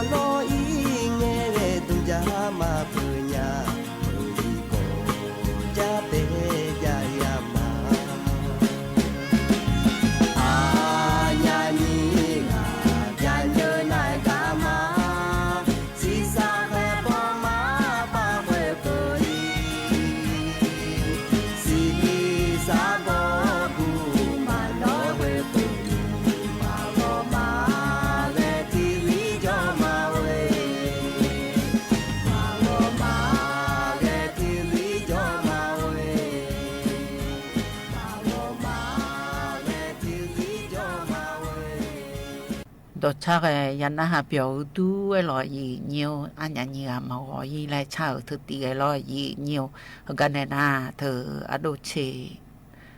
à sao gu lo thử cả hồi cuộc gặp một chỗ ở đâu này thử à đã mà nhí lại chào thực tế loại gì nhiều bên đó này là sáng lệ gì nhà từ bên này ta có luôn ha đam ma gì nhiều đấy được khỏi thì bố cha lo ngày này các thầy chẳng ông ngao ni thưa nói xin nhà này chăm người bố lo mà ngà ông ama mà hử ta mà nhí sửa khô các khỏi thì bố cha ama lo ayo ra nhí cả để chú yang à gì à bút thì cả mai à lý thì cả đấy lo 他就呀那，哎呀妈妈个不行啊哟，现在嘛你修啊哟，嘛你不修那，哎呀大好哎呀嘛会啊，哎呀咋会个就也会你讲啊嘞嘛，哎呀嘛你个你嘛累劲啊咯，我大个，别还顶啊那，哎呀咋会你讲咯，嘛好弄呀嘞，还个以后那个嘞拉嘞顶啊。太个，啊妈妈你那哒你这个爱个咯，啊叫啊乌错咯，那都那，哦会让人家子嘛别开穷啊咯，又让个了咯，啊个以后嘛一年了，啊个了我们那年你下，哎和你，啊妈妈你那哒你那里面，嘛我da去面上面那咯见啊那，提个提跑见啊，见那提个提没见那。荷兰啊，天个叫呢，荷兰那多人民啊，晓得啦嘞那，啊不啊，就是米的啦嘞，荷兰那天个叫咩，都这个大个就问啊那，那问那，啊不往个瞧那，哎呦啊，你来唔是呀？啊多个咯，啊多个领啊我，啊不啊那你个。我大概就呢，我瞧人那地步，都这个来帮我呢，我话，我就呢，地步个，到家的罗家考呢跑领啊咯，我嘞那你不跑个啊，我把起跑家嘛个啊咯，啊就呢路来咯，家嘛个呢，跑我了，从不啊就家在嘛来咯，你不。家在嘛，你把车嘛来牛啊有咯，啊溜啊，哎呦你嘞有么事呢？啊不哎呦都嘞么事呢？我嘞，啊爬起墙啊那，啊就正旁啊个嘞，啊爬起墙啊，啊就那喜欢弄个拉不落来咯，啊爬起墙那，孬嘞那啊咯，哦啊都玩好咯，啊不玩呢，孬啊是话个啥哩？啊是话多哩嘞。啊，爬车子嘛是呀，就我人民了咯。那要蛮好呢，但係地都要出要路啊，要好要路多啊那个啊。那都往那你看那都往那，那啊都往翻那啊，只车里呢嘞，他那我是嘞你在买嘞啊，不啊，啊胡嘞我那我嘛的嘛叫牛啊嘞，啊胡我嘛。是那，我的嘛你学嘞，嘛你不学那，啊嘛你那的你呢，我你听来叫你来了，那听跑这里我家弄来拍爱人啊咯，哎呦你啊咯都啊咯，哎呦你来么是娘会，啊会这里嘞，对那。不管呢，都呢那阿多啊，我管呢我就领啊那咯，我就那，呀你我来女领啊，我爱好咯，我爱好新家领啊哟，那我那，你开个那哟，只我他那边那，啊你也不怕那我咯要懂咯，那是话啥？你来那葫芦来一阵那，啊你也只怕那我咯多个呢，啊那搞里呢那我今年，啊妈妈你那。啊，但你那地拉买嘞，葫芦姐嘛，我今年那爱路来爱我了，不啊去了，啊来爱我那多啊，多那那今啊你嘛好呢，我那多大要出要路个地下来咯，要好包地下来，嘛我那好些嘞，哎罗你个包我都要出要路要好些，哎呀妈妈你好的那地咯，啊多个包我都要出要路要好。哦，我，哎呦，你嘞，我要你努力咯，这个题目前面嘛是咯，对面嘛个拉回来的啊，啊就课买啊爬车买啊说啥嘞这个也超行咯，哦，等那哦嘞你嘞我洗脸用咯，洗脸呐，啊买汤就他也不拿来了，嘛个伢来了，啊都。一看乌云的人民啊，不包烟来了，吃不包烟来乌云啊，那天还乌鸦โอโปปนาอยู่ชอพายุพงอันนั้นดูกันหรออยู่ปนาอยู่นี่อยู่เนี่ยก็คู่กันมาอยู่นี่เล่มสิเนี่ยไม่กันกันเลย ชาวลาเลียอยู่ข้างบิจงอ่ะนะล่ะบิจงน่ะที่เขาจงน่ะอันนี้คู่กันเนี่ยไม่ใช่ล่ะอายุดาห่ออยู่มันนี่กูฉลาดอ่ะล่ะโอ้ที่มือเนี่ยนะที่มือที่ผู้เนี่ยที่ผู้อีต่อช่างอาจีฉลาดท่ายายมองจะยายสมองมวยอ่ะห้องไอ้ผู้ชี้ยาส่วนอ่ะคุยช่างน่ะเขาช่างช่างอาจีเขาบิจเนี่ยละบัวเลียอุปาอุมาแล้วกูกูล่ะนี่ชอบจีบจังอ่ะล่ะเจ้าหน้าตัวบินเนี่ยน่าอยู่จะหุ่นเนี่ยจุกก็ดงอ่ะจีดงน่ะอายุจะหุ่นเนี่ยบัวลีหุ่นเนี่ยมาอายุดาแล้วเขาสีทางอ่ะน่าดากันอ่ะมาอายุจะหุ่นเนี่ยอะไรมาสิเนี่ยน่ามาสิเนี่ยนะโอ้เลยอ่ะเลี้ยวเลย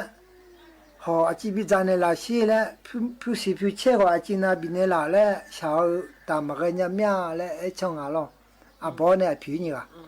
à thì chỉ mang ngã bố thì chỉ lấy phải này ngã ở liu à bố lấy một cuốn này ngã đào lấy một cuốn này lo sinh nhang à hoa ở đào lấy na tôi phải này na chỉ mang ngã bố chỉ lấy biết rằng thì lấy chỉ mang ngã thằng cho thọ lấy à bố yêu nghe udu biết gì chỉ nhà bố lấy ở đúng máu hoa anh này ngãอีหลังฉีหลังเช่เลยหรอน่ะอีหลังฉีหลังเลี้ยงอ่ะอยู่ดูมั้งฉีหลังเนี่ยบุหลังเนี่ยหลังละน่ะฉีขาเนี่ยอยู่ดูฉีเนี่ยอ่ะให้ดูเลยหลังสามมาเลยหรอหลังสามมาอุดวงก็เตะเช่เลยเนี่ยบิเตะเช่อดูจะข้างอุจบิเจจินยาเนี่ยอุจยามึงพาซอนอ่ะบอกว่าบินเนี่ยเราอยู่ดังอุดที่พอเจเสพงาดูจะข้างมึงเนี่ยเลยเนี่ยเราตัวเนี่ยนะบ่อ่ะบอกว่าบ่อ่ะเย็นเนี่ยแต่เย็นเนี่ยแหละพัดเยงอ่ะล่ะที่แค่เย็นน่ะอายุอาลีคู่อ่ะอุดูยชูยรู้ยคุยยขอแกมอลิงอ่ะจินะล่ะอ่ะบอกว่าอุดูเย็นไงจะปะแล้วเนี่ยมาเย็นนี่สั่งอ่ะจิฮะอ่ะจิก็งงอ่ะแล้วนี่เลี้ยงอ่ะอย่าบ่ล่ะนี่นะว่าเลี้ยวแล้วเป็นไงจิเฮ้ยน้อดูจิก็ละเลี้ยวแล้วบอกว่าอ่ะไม่อยู่จิยอกแกมึงอ่ะมึงบ่แล้วเพื่อนจะเลี้ยวมันเงยเจนเองอ่ะล่ะเอางาดาอามามันนี่เสนาดานี่เนี่ยงาดาเนี่ยดิชูดิลูหูกันไม่รอบ่เลยงั้นเนี่ยนี่มันนู่นจ้าบุตรอาลีที่แล้วจ้าที่ที่มั่วเจ้าคุยมาลองเลยเนี่ยอยู่ตามคนเนี่ยงุยว่าจีน่ะที่เจแม่เนี่ยล่ะส่งเลยท้าล่ะอยู่บุอยู่อาลีไงเลยสิล่างอ่ะอยู่ล่ะสิเลยเนี่ยงุยว่าจีอาลีก็บิสิญญาณจังหันเนี่ยล่ะอยู่กมิเนี่ยล่ะนั่งงุยน่ะโอ้แล้วอยู่ยงพังแล้วอยู่เนี่ยดูเนี่ยงุยว่าอยู่อาลีไงเลยไปไงจีโอ้เงี้ยมีเอาได้เลยนอนลิงอะไรเสียมีอะไรเองอ่ะจีเงี้ยมีอะไรน้องมานี่นะแต่นี่เนี่ยย้อนยันนู่นดีละไม่รอเลยเอ็นเองอ่ะจีหรอน้องคุยบิสิญญาเลยดูจีเลยถึงมีใครมาอีกเงี้ยว่าจีย้อนรีบจุดเอาหรอเงี้ยนะดาวเลยเอ็นเองอ่ะจีเงี้ยกว่าบอลเล่นพักคุ้งอ่ะน้องทุลัวจีหุ่นจีน่าล้อมาจานี่น้องจะมีอะไรที่บิดเจน่าเลี้ยงอ่ะหรอน้องงั้นชุดเสนมาเลยล่ะที่จะทันดูชาเลยอายุจะเลยสิเลียลงมือแล้วงั้นดูจะเลยสิเลียจะมีจะเฮก็นึกมาจังเขาหน้าเลยอยู่นึกดูเลี้ยงอ่ะล่ะทุกคนเนี่ยอยู่มีจะนึกเจเนี่ยบิวเลี้ยงอ่ะจะดาวล่ะดูเลี้ยงน่ะบ่อายุดาวคุยอายุคุยเนี่ยนู่นเนี่ยพัดชุดเสนกันจีน่ะให้กว่าเฮกันเนี่ยน่ะจีแม่นี่พอเลยเดี๋ยวขอจัดการให้แกยันหน้าเปียวดูหล่อยีเนียวอยู่มีปูพอในก่อนนี่แต่อยู่เด็กยังก่อนเลยก็ก่อเมียหน้าหมอแม่ยีเนี่ยกันในหน้านะยันถึงในชาแกวลีหายห้อยนี่มีชูในชาหรอเนี่ยยกข่าวชากะก็ก่อชายุชาเนี่ยแหละแต่ก็ล้วนหาเปียวดราม่ายีเนี่ย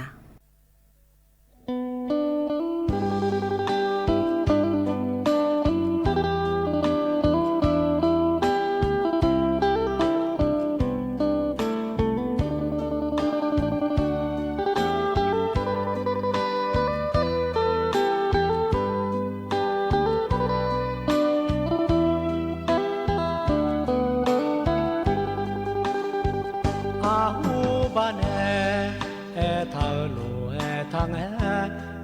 ก็ลูเอจอเนงาน้องเอเนมาลอ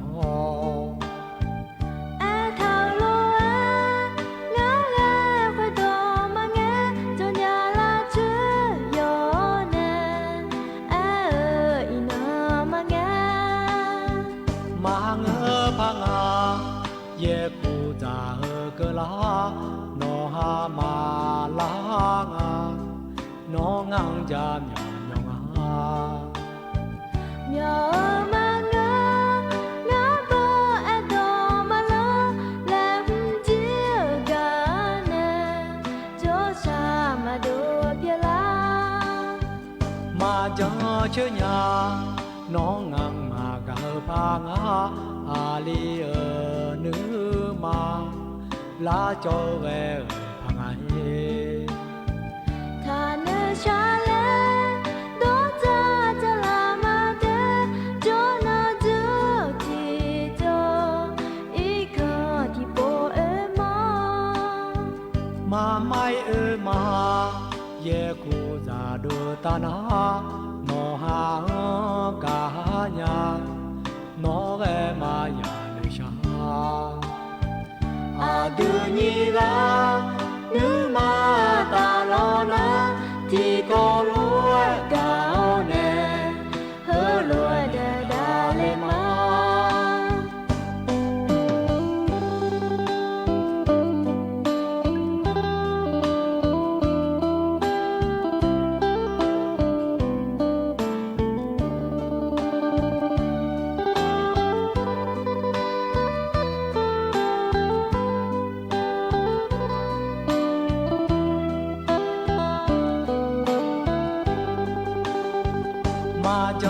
chớ nhà nó ngang mà gà pha ngã ali nữ mà lá cho về thằng ai thà nữ cha lên đó cha cha là mà thế cho nó giữ thì cho ý cơ thì bố em mà mai mà ye cô già đưa ta na ha cả nhà nó về mà nhà nữ cha đưa nhi ra nữ mà ta lo na thì có lúa gạo nè hơ lúa để đa lên mà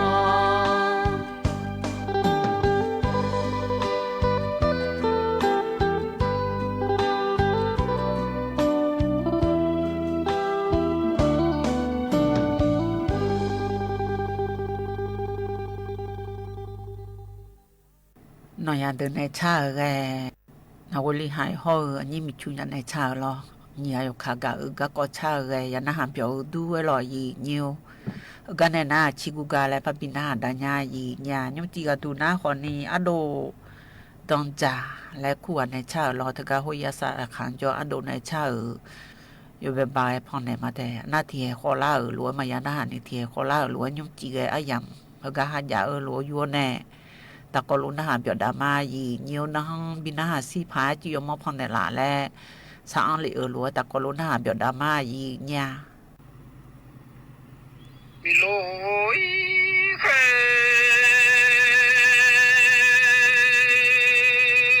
phụ nữ nhau thì nó là mà cha nhau số thì nó thong ngại khê cái cho mưa nhà ấy nhung thơ thì chỉ là cái nghe đồ khai bia lên nó mà không mà đê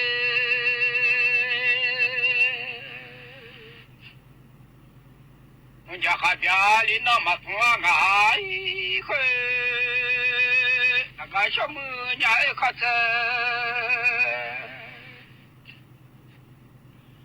thì chỉ mà thông qua ngài khơi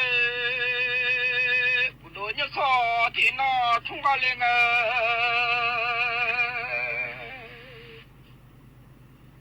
mình trả nhiều số thì nó thông qua lên ngài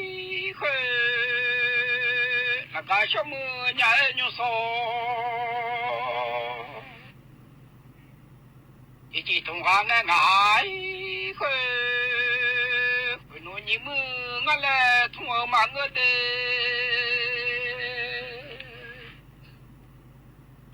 还有你们俺来同我忙我的阿些爱会，爱应该的毛米伢来同嘞。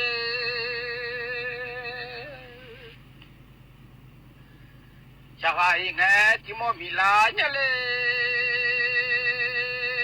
一个鸟应该，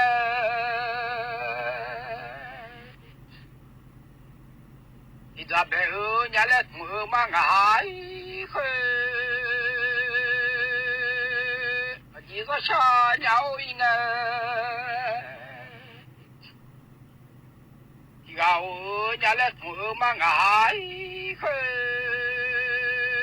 鹅说呀无过得。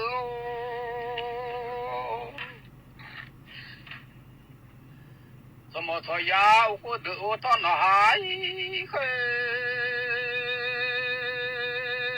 什么说呀？你爱你呢？那个丢的我到哪里去？是说走慢我来的，也说我慢我爱去。嘛是让侬伢一开始，一到我后嘛爱去，嘛大哈达来看秋得嘞，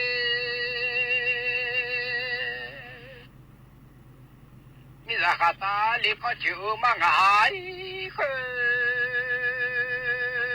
就说哈伢一达。我路他就来了下后嘛爱去，就他呀我过头，怎么他呀我过头他呢？嘛是让侬伢一知道，要懂个啥个呢？就他哈伢一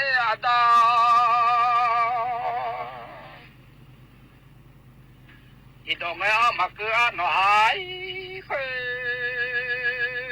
嘛得是看一看路爱穷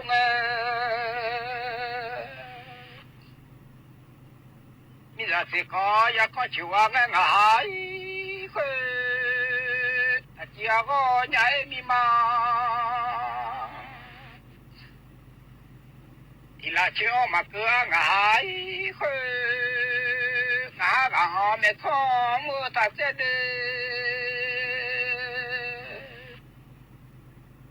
嘛是刚没从我他这来来嘛爱去，嘛伢咱们伢我得，没让搞他这些来去，他家我伢咪嘛。要飞到哪里去？那家伙伢咪嘛，就干嘛干嘞？那家伙伢咪嘛，就没么他这些哪里去？不让俺的路通我忙个来的。这东汉呢，农村我忙个爱去，拿出来送中他的呀嘛，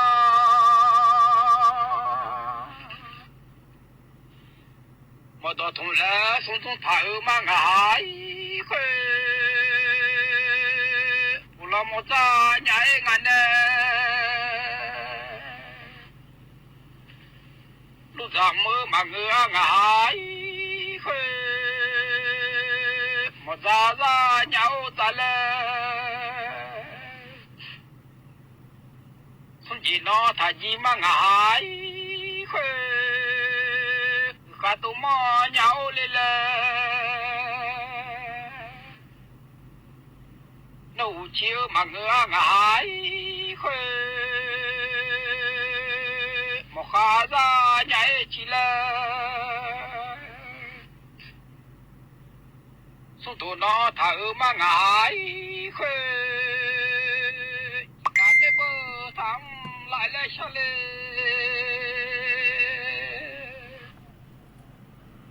几下有的不他拉拉些那爱去，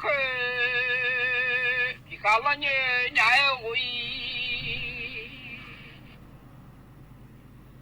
大家拉来下午嘛爱去，下班那他把年小鸡呀嘛，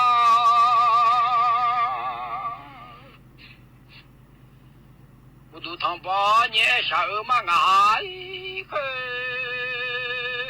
不能叫个到的马桶嘛的，不能怎么一看叫个到的马桶里啊都爱去。来了有个管家，把莫留嘛呢，不能要叫上叫个下来嘛的，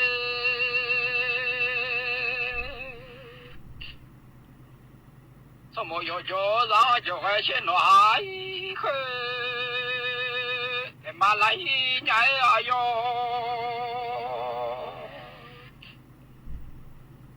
有大有个些来去，俺这米到这通不干啊，怎么一看就看到这通不干啊，到俺去，不老不老要做啥俺这，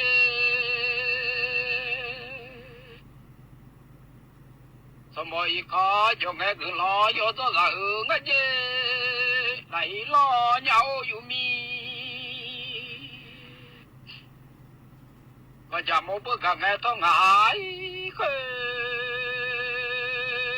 来了有卡门，可能在我这，俺的你马出去呀，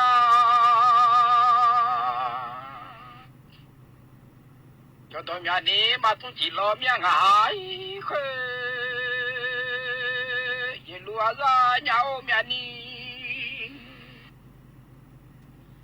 我不知道面呢，你妈俺呢几家小阿了，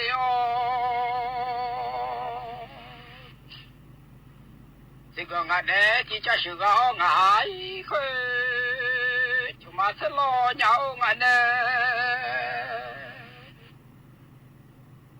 你都几个了，上班俺呢来用。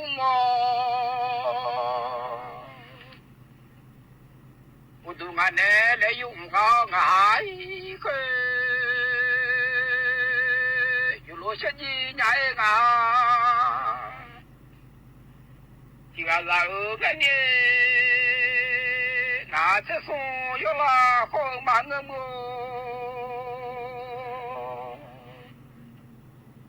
我都这送有了好忙个俩到爱去。嘛你也这送好了年了么？嘛做你也这送好了年了爱去，我今个下年这啊，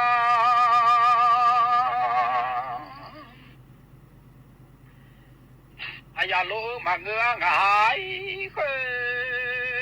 我妈妈下年你也。听俺别拉年嘞，不弄一来大马汉呢，我在一来大马汉老面，名一来鸟你的，大马汉啊我呢，不弄大马马汉年来么？我做大妈妈还留年了，我下一来年大妈，妈没留嘛的，我弄有别有卡，回来了家娘，我做药别药搞伊拉嘞，我记着下鸟药别，个叫伊拉嘞叫你嘞爱去，有路些你伢啊，你个哪个呢？我药别看嘛好了呐。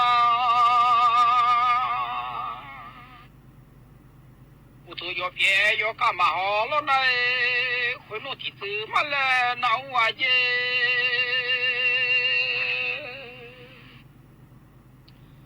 我做地址嘛嘞，那个嘞呢？我都是嘛伢也他说。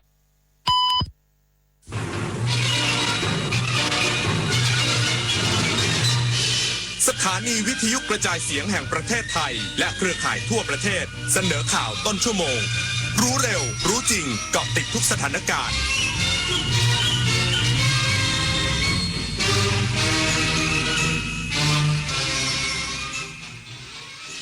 รับฟังข่าวต้นชั่วโมง 22 นาฬิกากับพิญญรุ่งสมัย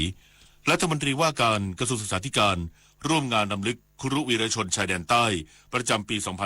2567 พร้อมมอบเงินช่วยเหลือเยียวยาให้แก่ผู้ได้รับผลกระทบจากเหตุการณ์ความไม่สงบในจังหวัดชายแดนภาคใต้อีกสักครู่กลับมาติดตามรายละเอียดครับแยกหน่อยสิแยกทำไมเดี๋ยวเขาก็เก็บไปกองรวมกันอยู่ดีโอ้ยหมดยุคการทิ้งขยะรวมกันในถังเดียวแล้วจ้าข้อดีของการแยกจะช่วยลดปริมาณขยะลดการสิ้นเปลืองพลังงานประหยัดงบในการกำจัดแถมขยะรีไซเคิลบางอย่างก็ขายได้ที่สำคัญการแยกขยะยังช่วยรักษาสิ่งแวดล้อมและลดมลพิษต่อโลกอีกด้วยมาร่วมเป็นส่วนหนึ่งในการแยกขยะกันนะครับคิดก่อนโพสต์จะโพสต์อะไรต้องคิดก่อนจะโพสต์รูปภาพคนอื่นที่ไม่ใช่ของตัวเองต้องได้รับอนุญาตยิ่งเป็นการโพสต์เกี่ยวกับเด็กเยาวชนต้องปิดบังใบหน้าเว้นเสียแต่ว่าเป็นการชื่นชมอย่างให้เกียรติการโพสต์สิ่งลามกอนาจารรวมไปถึงการโพสต์ด่าว่าคนอื่นและเนี่ยเป็นเพียงส่วนหนึ่งของพรบคอมพิวเตอร์ที่มีผลบังคับใช้แล้วมีโทษทั้งจำทั้งปรับคิดก่อนโพสต์จะโพสต์อะไรต้องคิดก่อนป่ารักน้ำหนึ่งในโครงการอันเนื่องมาจากพระราชดำริของสมเด็จพระนางเจ้าสิริกิติ์พระบรมราชินีนาถพระบรมราชชนนีพันปีหลวงที่ก่อให้เกิดประโยชน์สุขแก่ราษฎรในการฟื้นฟูป่าที่เสื่อมโทรมให้เป็นบริเวณต้นน้ำลำธารอนุรักษ์ปลูกฝังให้คนรักและหวงแหนป่าไม้ช่วยให้ราษฎรที่ขาดแคลนที่ดินทำกินได้มีที่อยู่เป็นหลักแหล่งมีอาชีพและยับยั้งการตัดไม้ทำลายป่าถ้าเราไปบริจาคเลือดมันจะดูเท่และถือเป็นการทำบุญด้วยไหมถือเป็นบุญใหญ่เลยล่ะคิดดูนะคนเราสละได้แม้แต่เลือดของตัวเองเพื่อนำไปช่วยชีวิตผู้ป่วยแบบนี้จะรอช้าทำไมรีบไปบริจาคกันเร็วช้าก่อนคือร่างกายต้องพร้อมนอนหลับให้เพียงพอก่อนไหมล่ะได้เลยงั้นเจอกันที่ศูนย์บริการโลหิตแห่งชาติสภากาชาติไทยนะบริจาคโลหิตมั่นใจปลอดภัยรัฐมนตรีว่าการกระทรวงศึกษาธิการร่วมงานรำลึกครุวีรชนชายแดนใต้และพิธีมอบเงินช่วยเหลือเยียวยาให้แก่ผู้ได้รับผลกระทบจากเหตุการณ์ความไม่สงบในจังหวัดชายแดนภาคใต้พลตำรวจเอกเพิ่มพูนชิดชอบรัฐมนตรีว่าการกระทรวงศึกษาธิการเป็นประธานในพิธีรำลึกครุวีรชนชายแดนใต้ประจำปี 2567 และพิธีมอบเงินช่วยเหลือเยียวยาให้แก่ผู้ได้รับผลกระทบจากเหตุการณ์ความไม่สงบในจังหวัดชายแดนภาคใต้พร้อมกล่าวว่าการจัดกิจกรรมดังกล่าวเพื่อรำลึกถึงคุณงามความดีและการเสียสละของข้าราชการครูและบุคลากรทางการศึกษาที่เสียชีวิตจากเหตุการณ์ความไม่สงบในพื้นที่จังหวัดชายแดนภาคใต้จากปี 2547 เป็นต้นมารวม 183 รายและมอบเงินช่วยเหลือเยียวยาให้แก่ผู้ได้รับผลกระทบจากเหตุการณ์ความไม่สงบในจังหวัดชายแดนภาคใต้แม้สถานการณ์ความไม่สงบในพื้นที่จะมีแนวโน้มที่ดีขึ้นแต่ภาวะถดถอยทางการเรียนรู้ของเด็กและเยาวชนโดยเฉพาะเรื่องการอ่านออกเขียนได้ส่งผลต่อการจัดการเรียนการสอนให้เกิดความยากลำบากเพิ่มขึ้นแต่เชื่อมั่นว่าครูและบุคลากรทางการศึกษาที่ปฏิบัติหน้าที่ในพื้นที่จังหวัดชายแดนภาคใต้สามารถบริหารจัดการสถานศึกษาอย่างเข้มแข็งเพื่อเสริมสร้างให้เด็กและเยาวชนในพื้นที่เป็นผู้ที่มีความสุขกับการเรียนรู้เรียนดีมีความสุขเติบโตเป็นผู้ใหญ่ที่มีคุณภาพและพร้อมรับมือกับโลกอนาคตปุรินทร์ พัฒน์ สอนการรายงาน สำนักงานหลักประกันสุขภาพแห่งชาติเดินหน้า30 บาทรักษาทุกพื้นที่ในกรุงเทพมหานครเสริมบริการพิเศษเจ็บป่วยเล็กน้อยพบแพทย์ทางไกลผ่านตู้เทเลเมดิซินและเพิ่มบริการบนสถานีรถไฟฟ้าแห่งแรกวันที่10 ตุลาคมนี้นายแพทย์เจเดชธรรมทัศน์อารีเลขาธิการสำนักงานหลักประกันสุขภาพแห่งชาติหรือสปสช.กล่าวถึงการเดินหน้าโครงการ30 บาทรักษาทุกที่ในกรุงเทพมหานครว่าขณะนี้ประชาชนชาวกรุงเทพสามารถใช้บริการได้ทุกที่โดยไม่ต้องใช้ใบส่งตัวที่เป็นกระดาษและสามารถใช้บริการปฐมภูมิได้ง่ายขึ้นด้วยการเสริมหน่วยบริการนวัตกรรมสังเกตได้จากตราสัญลักษณ์30 บาทรักษาทุกที่ซึ่งขยายจุดบริการกว่า 1,500 จุดทั่วกรุงเทพรวมถึงเพิ่มบริการพิเศษในกรุงเทพด้านทันตแพทย์อัธพรลิ้มปัญญาเลิศรองเลขาธิการสปสช.เปิดเผยว่ายังมีบริการพิเศษคือบริการเทเลเมดิซีนเพื่อให้เข้าถึงผู้ป่วยที่เข้าถึงยากเช่นผู้ป่วยติดเตียงให้สามารถพบแพทย์ทางไกลโดยสแกน QR Code พบแพทย์หากจำเป็นต้องรับยาจะส่งยาถึงบ้านจัดระบบเทเลเมดิซีนเชื่อมกับห้องพยาบาลของโรงเรียนเริ่มแล้วในโรงเรียน100 แห่งสำหรับประชาชนทั่วไปที่ไม่มีโทรศัพท์มือถือจะมีตู้ห่วงใยให้พบแพทย์ทางไกลได้เพียงใช้บัตรประชาชนใบเดียวซึ่งจะตั้งในชุมชนกรุงเทพ5 แห่งนอกจากนี้จะติดตั้งตู้เทเลเมดิซีนบนสถานีรถไฟฟ้าด้วยโดยจะตั้งที่สถานีอนุสาวรีย์ชัยสมรภูมิเป็นแห่งแรกเริ่มวันที่10 ตุลาคมนี้และจะทยอยเปิดรวม10 แห่งภายในสิ้นปีนี้นฤมลอุดมพรรายงานปิดท้ายที่ข่าวต่างประเทศยอดผู้เสียชีวิตจากเหตุน้ำท่วมฉับพลันและดินโคลนถล่มในหลายพื้นที่ของเนปาลเพิ่มขึ้นไปอย่างน้อย129 คนสำนักข่าวต่างประเทศรายงานโดยอ้างแถลงการของทางการเนปาลในวันนี้ตามเวลาท้องถิ่นที่ยืนยันว่ายอดผู้เสียชีวิตจากเหตุน้ำท่วมฉับพลันและดินโคลนถล่มในหลายพื้นที่ของประเทศซึ่งรวมถึงกรุงกาฐมันดุเนื่องจากฝนตกหนักอย่างต่อเนื่องตั้งแต่วันที่28 กันยายนที่ผ่านมาเพิ่มขึ้นเป็นอย่างน้อย129 คนและยังคงสูญหายอีก62 คนนอกจากนี้อาคารบ้านเรือนและสถานศึกษาหลายแห่งได้รับความเสียหายอย่างหนักขณะที่เจ้าหน้าที่กู้ภัยยังคงปฏิบัติหน้าที่ช่วยเหลือผู้ประสบภัยและเก็บกวาดทำความสะอาดเศษซากปรักหักพังอย่างต่อเนื่องด้านสถานทูตสหรัฐประจำเนปาลแสดงความเสียใจอย่างสุดซึ้งต่อครอบครัวผู้ที่เสียชีวิตจากเหตุการณ์ที่เกิดขึ้นพร้อมให้คำมั่นว่า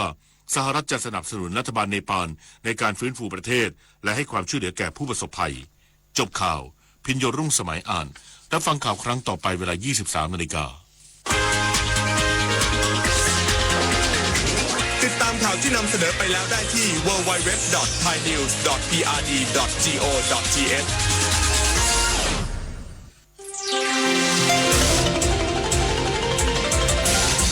วิทยุแห่งประเทศไทยให้ความรู้กู้ความสุข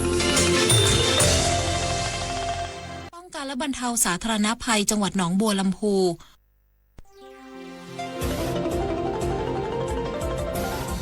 วิทยุแห่งประเทศไทยให้ความรู้กู้ความสุข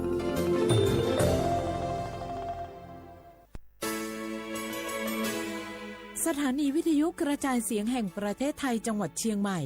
AM 1476 กิโลเฮิรตซ์สถานีวิทยุภาคภาษาชาติพันธุ์แห่งเดียวในประเทศไทยที่มีความทันสมัยเชื่อถือได้สร้างอัตลักษณ์กลุ่มชาติพันธุ์สู่สากล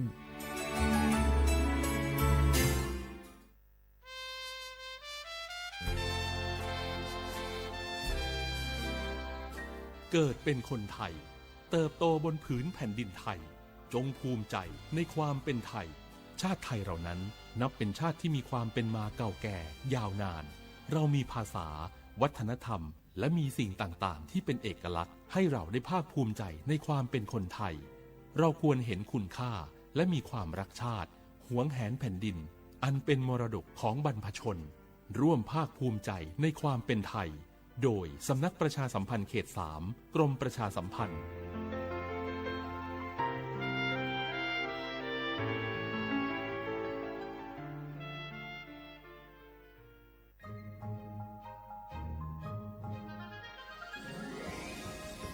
Explore bustling markets adorned with the hues of traditional Lana textiles, each piece weaving stories passed down through generations. The Lana Creative Economy is a living museum, breathing new life into ancient practices.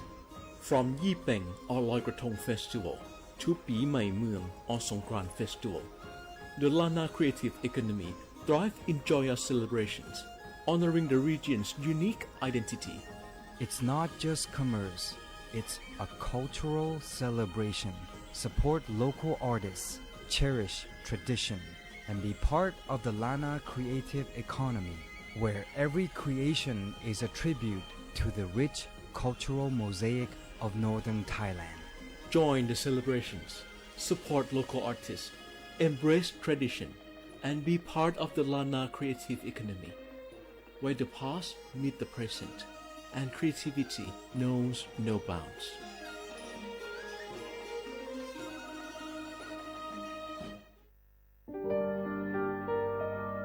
ผมถูกบังคับใช้แรงงานไม่ได้ค่าจ้างมาหลายเดือนแล้วพี่ช่วยผมได้ไหมครับไม่ต้องกังวลนะคะพวกเราศูนย์ดำรงธรรมกำลังไปช่วยแล้วพบเห็นเบาะแสการกระทำผิดค้ามนุษย์แจ้งสายด่วนศูนย์ดำรงธรรม1567ตลอด24ชั่วโมงด้วยความปรารถนาดีจากกระทรวงมหาดไทยและมูลนิธิ World Childhood Foundation ในสมเด็จพระราชินีซิลเวียแห่งสวีเดน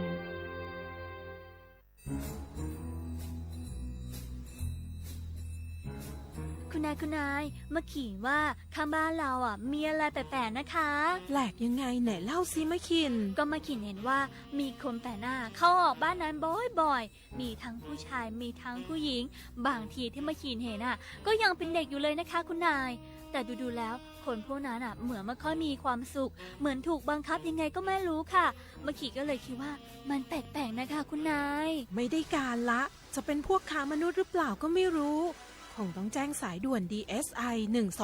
1202ให้มาตรวจสอบซะแล้วขอบใจนะมะขินที่ไม่ปล่อยผ่านเรื่องน่าสงสัยแบบนี้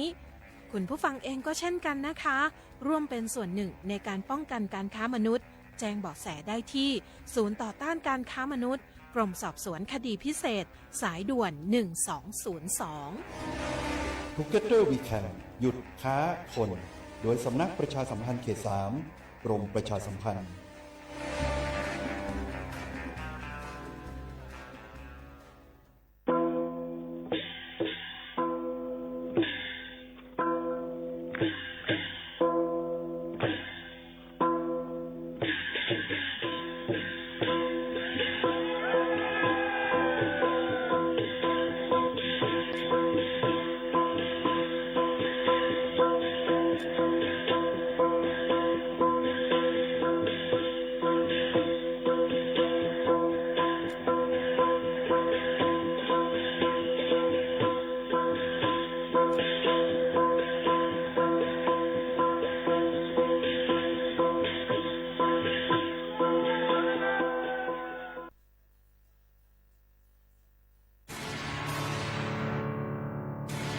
ตรงวงก้นเฮาเตลอดเพ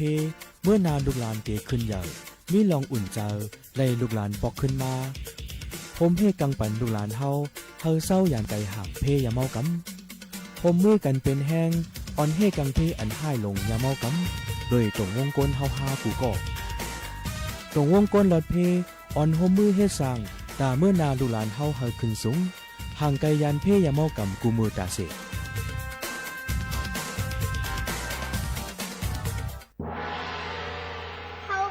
เป็นแห้งเขาแป้งกันเป็นใหญ่เขาหนังกันหักกันเทสันนันเขาอยากเขาหลุดจอยกันแก่มือมันอยากเขาหลุดจอยกันหักมือมันนักลูหมอหักกันมือไปตายลูหมอเซร้ายมือไปซุ้ม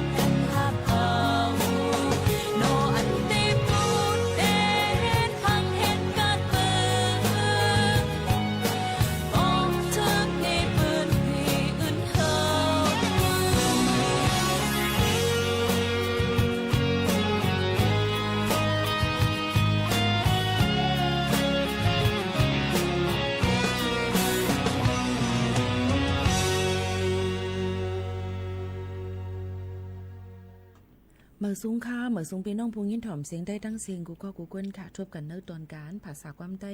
ที่ห้องปล่อยเสียงสวทเก่งใหม่ AM 147 ฮอกกิโลเฮิรตซ์ค่ะ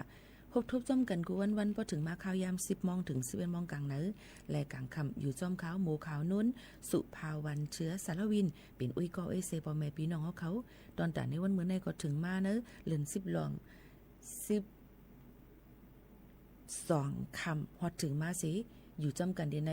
หนังหือบ่ได้มีลองดังคือต้นข่าวเงาหลายๆลองอันคัดจะเอามาฝากตวนจู้ถึงพ่อแม่พี่น้องๆเขาหาเลี้ยงกินถ่อมจำกันในวันเมื่อในคัดจะเสียงฝากตวนจู้ถึงพ่อแม่พี่น้องเขาอยู่ค่ะข้าวหมูข้าวนุ่นค่ะอ๋อครบทั่วจอมพ่อแม่พี่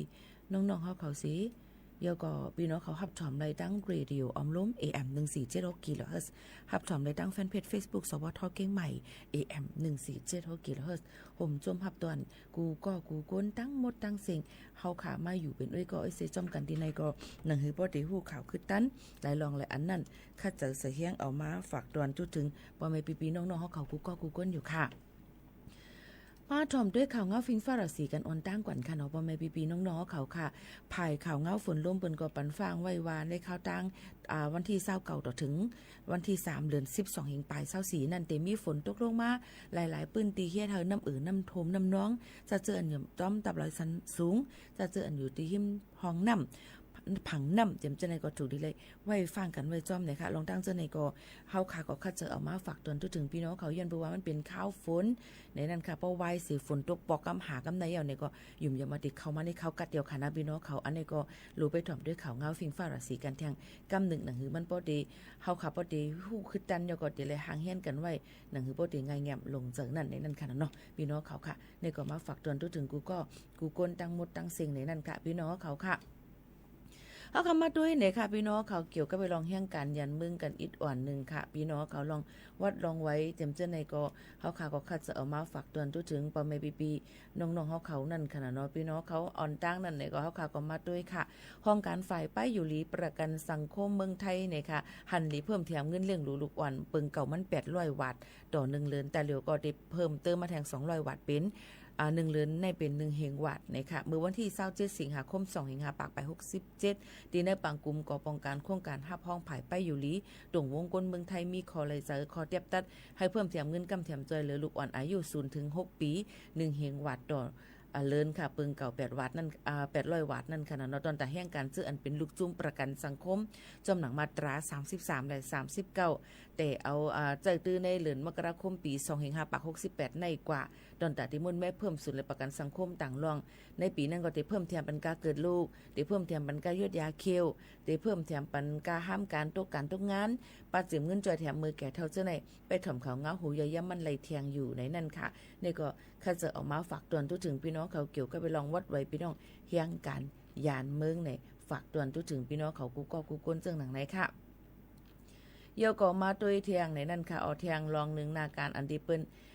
เฮฮามอ่ำปันพี่น้องเฮียงการยันเมืองเฮ็ดนั่นนี่ก็มันมีอยู่หลายนาการกำเหลียวในนั่นค่ะเนาะพี่น้องเขาค่ะก็รู้เลยฟังกันไว้อะไรเปิ้นฮาม5เนี่ยจำจะในค่ะน้องเขาค่ะก็ถูกรีเลยหนังหือบ่ได้อ่ำเฮ็ดหนังหือมันบ่ได้อ่ำพิษปักปึงจำจะในนั้นเฮาค่ะก็คัดเจอเอามาฝากตวนถึงพี่น้องเขาเจ้าหนังไหนยาวค่ะหลายรองหลายอันนาการอันเปิ้นฮามนั่นก็มีน้ำแนนในนั่นค่ะเนาะพี่น้องเขาค่ะเอามาได้เป็นข่าวรองนาการอันเปิ้นหาไม่นั่นเลยค่ะภายในสมชายก็บอกละถึงว่าเปิ้นก็ตีที่ยอบอองที่เหตุการณ์อันเหตุการณ์ผิดตีมันอันที่ลงเส้นสายไม้กว่าเจมเจอในนั่นเลยค่ะเนาะโยก็คือพี่น้องเขานั่นเนี่ยก็ฟังกันไว้อันเปิ้นอำปันแม่งการยันเมืองเหตุการณ์ก็เป็นการกรรมกรเนี่ยค่ะการเร่งตัวสัตว์งานป่าไม้เนี่ยค่ะเนาะแล้วก็ได้เป็นการก่ออุดการจังไม้การก่อสร้างต่างอันการคอกไม้แคกไม้เจมเจอในค่ะหน้าการขี่ลดกาครึ่งย้นในนั่นค่ะครึ่งจากครึ่งก้นจึงเจ้าในค่ะเนาะยกติมีทางการขายของนาเซียงการขายทอดตลาดในนั่นค่ะการโดยบัญชีว่านี่ค่ะจูข้าวจึงเจ้าในค่ะเนาะการบนห้องว่าซวยเสียงซวยลองซวยเสียงในซวยเจ้าในค่ะเนาะเยาก็การแก้คนหูการง้อคนหูงานเสริมสวยในเปิ้นอำปันเฮ็ดเปิดทั้งกุ้ยค่ะเนาะการต่อพาลุยมือค่ะการ ต่อสื่อจังซั่นน่ะเอามาไว้ว่าป้อพังอันมือไม่ไผจังได๋ค่ะอันเฮ็ดการเจสาลุยมือค่ะอันเฮ็ดเรื่องเครื่องเขินเครื่องเงินจังได๋ค่ะเนาะยก็การเฮ็ดเรื่องเครื่องดนตรีไทยนี่ค่ะการเครื่องถมนี่ค่ะเนาะยก็เครื่องอันเฮ็ดค้ำว่าเฮ็ดนาว่าเงินว่าจังได๋ค่ะยก็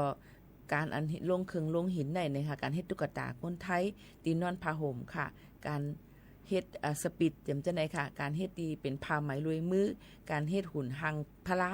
การเฮ็ดมีดการเฮ็ดจองลุยเจและพาค่ะการเฮ็ดซอกตีนการเฮ็ดหมอกหูนี่นั่นค่ะการนายนาเนี่ยค่ะอำนั้นก็การตัวเตี้ยนค่ะยกเว้นว่าการนายนาอันตัวเตี้ยนในอองตีนาการเป็นนาการต่างจึงมึงจึงหนังในค่ะเนาะจึงในค่ะพี่น้องเขาค่ะยก็ได้มีแทงการวิศวกรรมจึงในค่ะเนาะการเอนจิเนียร์จึงในก็บางอันเป็นก็อำปันเฮ็ดในนั่นค่ะพี่น้องเขาค่ะหรือเสียนั่นก็ได้มีลองการหางแฮนดีไซน์ลองโคนุงตั้งไว้นะคะอันนี้เปิ้นอำปันพี่น้องแข่งกันยันเมืองเฮ็ดในค่ะอ๋อยก็การปั่นลิ้นเจ้าในค่ะเนาะปั่นลิ้นว่าเฮ็ดหุ่นหางจิมเจ้าในค่ะเนาะยก็การเฮ็ดเลียนยาลุยมือเนี่ยค่ะพี่น้องเขาค่ะอันความไทยเป็นห้องว่างานมวนบุหรี่ด้วยมือในนั่นค่ะพี่น้องเขาหรือเสนั่นก็ได้มีแทงการเป็นลองใกล้มัคคุเทศในค่ะอันเป็นออนเปิ้นน้ำเปิ้นแอลเลยท่องเที่ยวเจ้าในก็เปิ้นอ่ำปันเฮ็ดดอนดับพี่น้องแห่งการยันเมืองค่ะนะสืบนั่นมาแทงก็การขายโคกของหับเลขายจอมเสียนตาสายตั้งจอมเฮือนจอมยี่เจ้าในก็อ่ำปันเฮ็ดค่ะทั้งอันนึงก็การขับใหญ่ตัวลิกไทยลุยมือในนั่นค่ะอ่ำนั้นความไทยเปิ้นห้องว่างานเรียงตัวอักษรไทยด้วยมือนี่ค่ะพี่น้องเขาค่ะซึ่งมานอกนี่ก็ได้เป็นลองการเฮ็ดผู้ผายเก็บเงินจะในค่ะเนาะยก็ผายผู้นำเนยจะในก็อ่ำปันเฮ็ดในค่ะยก็ลองนาการแทงอันนึงอ่ำปันพี่น้องแห่งการยันเมืองเฮ็ดนั่นก็ได้มีลองการปักปึงหมายมีอมุคดีจิมจะในก็อ่ำปันเฮ็ดในนั่นค่ะทั้งหมดทั้งสิ่งจะในนั่นในค่ะอันเปิ้นยังผ่อนผันยก็หย่อนย่านปันพี่น้องแห่งการยันเมือง3จึงเมืองอันลูกตั้งเมืองโฮมตุมเมียนมาเมืองลาวเมืองกัมพูชามาอันเฮ็ดไร2นาการก็ได้เป็นการก่อสร้างการกรรมกรค่ะเนาะยก็การว่านการเฮือนงานแม่บ้านจังได๋ค่ะเนาะยังปันเฮ็ดอยู่ในนะคะนี่ก็เอามาฝากตวนตู้ถึงบ่แม่ปีๆน้องๆเขาจึงหนังในค่ะเนาะยก็ดอนตาวัดไว้ประกันสังคมอันนี้หมู่เขาโน่นลัดกว่านั่นนี่ก็จะซื้ออันนายจ้างเบิ่นกว่ายืนย้อนเฮ็ดปันเฮาขายเอาในเฮาขายมีศูนย์และศูนย์เป็นจังหือพองจ้อมหนังมาตรา33และปักเปิงมาตรา39นั่นในเฮาขายก็ได้ไล่ก่อยยุดยาไลยุดยาที่ห้องยาที่เขาขาลงเส้นสายไหมไว้นั่นในนั่นค่ะเนาะเหมือนหนังตั้งใจดอนเก้งใหม่ก็เหมือนหนังห้องยาล้านนาทิพปัญญาจังไหนนะคะลายตีที่เขาขาไลเจอนั่นกว่าลงเส้นสายไหมไว้เฮ้พวกเขาขาอยู่อ่ำดีกินอ่ำหวานกว่ายุดยาไลฟรีอ่ำเซงกาคันมันหรือสิว่าเขาขาหรือเลยนอนแอดมิดที่ห้องยาเยาสียาอันที่เขาขาหรือเลยยุดยานั่นมันนอกเหนือสิประกันสังคมเปิ้นจำวางไว้นั่นในตีเลยจ่ายกายยาอันส่วนต่างมันในค่ะยก็อองตีห้องนอนพิเศษในนั่นขนาดเนาะอันเฮาคาก่อนนอนนั่นก็ตีเลยจ่ายเที่ยงหังกุ้ยขอในนั่นค่ะลอกลายปึงซะในเฮาคาก็ตีเลยต้องถามภายดีห้องยาอันที่เฮาคากายยดยานั่นว่าเฮาคาถูกดีเลยจ่ายจึงหือลีแล้วก็เฮาคาอำโดเลยจ่ายจึงหือพองในเฮาโดเลยถามเจ้าหน้าที่เปิ้นให้มันแต่โตๆเกี่ยวกับไปลองวัดไว้เฮาคาเอามาได้เป็นวัดไว้ประกันสังคมเอามาได้เป็นวัดไว้ประกันสุขภาพทั่วหน้าบัตรทอง30 บาทอันเฮาคามีนั่นในนั่นค่ะนี่ก็เป็นลองเขาค่ะเอามาฝากตอนทั่วถึงพ่อแม่พี่น้องๆเขาค่ะตอนตาศูนย์ไล่วัดไว้ประกันสังคมที่พี่น้องเขาไล่ต่างย้อนยินเฮ็ดไว้ดีก็มันนี่ดีนายจ้างพี่น้องเขายินเฮ็ดเดี๋ยวก็อันเฮาค่ะได้จ่ายอยู่คือเรือนฮักที่บริษัทอำนั้นก็ดีนายจ้างเฮาค่ะกึ่งนึงที่เฮาค่ะกึ่งนึงเหมือนหนังว่าเฮาค่ะไล่1เรือน10,000ในค่ะเนาะเพิ่นก็ได้ฮัก5%จำหนังในค่ะเนาะสูงสุดในก็ได้เป็นอยู่750 บาทนั่นค่ะเนาะพี่น้องเขาค่ะต่อ1เรือนนั่นไหนค่ะเนาะมันก็ต่อ1ก็นั่นไหนค่ะพี่น้องเขาย้อนเปิ้นนั่นแหละลองจังเจอในนั้นศูนย์ไล่ตอนแต่แห่งการยันเมืองติไล่หับนั่นไหนก็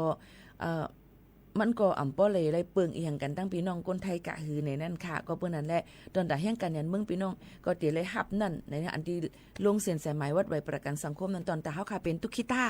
ตอนแต่เฮาค่ะมีการตกงานตอนแต่เฮาค่ะเป็นนั่งยิงขนาดนากว่าเกิดลูกนะคะตอนตาเด็กะจอยแถมรู้ล้อมด้วยถึงด่วนแลกเกิดศูนย์เตเกิดต่อถึง6 ปีในนั่นค่ะพี่น้องเขาลองตั้งซะไหนยอก็ได้มีลองเมื่อเขาขายอยู่อำนี้กินอำหวานอำนั้นก็เลยฮับเพกึ่งกลางในองค์ที่เหตุการณ์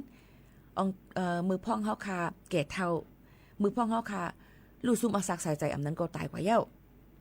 ในนั่นค่ะพี่น้องเขาค่ะล ลองดังเจอในค่ะเนาะตอนดาเตยืนเฮ็ดรถไว้ประกันสังคมตอนดาพี่น้องแห่งการยานเมืองนั่นนี่ก็ไหว้สีเฮาขาเหตุการณ์เดี๋ยวเลยมีหลักฐานไว้ขวางเหตุการณ์ในข่าวตัง30วันค่ะยกก่อนได้จางนั่นในค่ะเนาะเดี๋ยวเลยกว่ายืนประกันสังคมสปส1ถึง01กว่าก่อนนะคะเพราะว่าขึ้นทะเบียนการเหตุการณ์เนี่ยเนี่ยก็มันก็เตปีแทงคัดตวนมันแทงหลายๆอันเอามาได้เป็นรองไว้ขวางเหตุการณ์เอามาได้เป็นรองปรับค่าเมืองพาสปอร์ตเฮาค่ะสมจุดันติเลยกว่ายืนในองตีนายจ้างเฮาค่ะมีตีเหตุการณ์นั่นในค่ะเนาะพี่น้องเฮาเขาค่ะก็เปิ้นนั้นได้ป้อยืนกว่ายาวนายจ้างติเลยเหตุการณ์จ่ายเงินประกันสังคมในวันที่15ของเดือนที่ถัดมาแทงนี่ค่ะนั่นที่15แทงเดือนก็ติเลยจ่ายนั่นค่ะเนาะพ่อเฮาค่ะยืนกว่านั้นนี่ค่ะดาวน์โหลดแบบฟอร์มมันไลนั่นค่ะเนาะตีกองทุนประกันสังคมในนั้นค่ะอำนั้นก็ตีเว็บไซต์ประกันสังคมกันไล่ในนั้นค่ะในก็เป็นเกี่ยวกับไปลองวัดไว้ประกันสังคมสั่งว่าใครฮู้เพิ่มเติมจังหือเที่ยงไหนก็ต้องถามกันเข้ามาไล่เฮาค่ะก็ติคัดเจอเอาข้อมูลอำนั้นก็ปึ้นฮู้เกี่ยวกับไปลองพี่น้องเขาใครสนใจนั่นเอามาต่อแต่แค่นี้ฝากตวนจู้ถึงปอแม่ปีๆน้องๆเขาให้แรงยินถ่อมจ้ำกันเที่ยงค่ะพี่น้องเขาค่ะ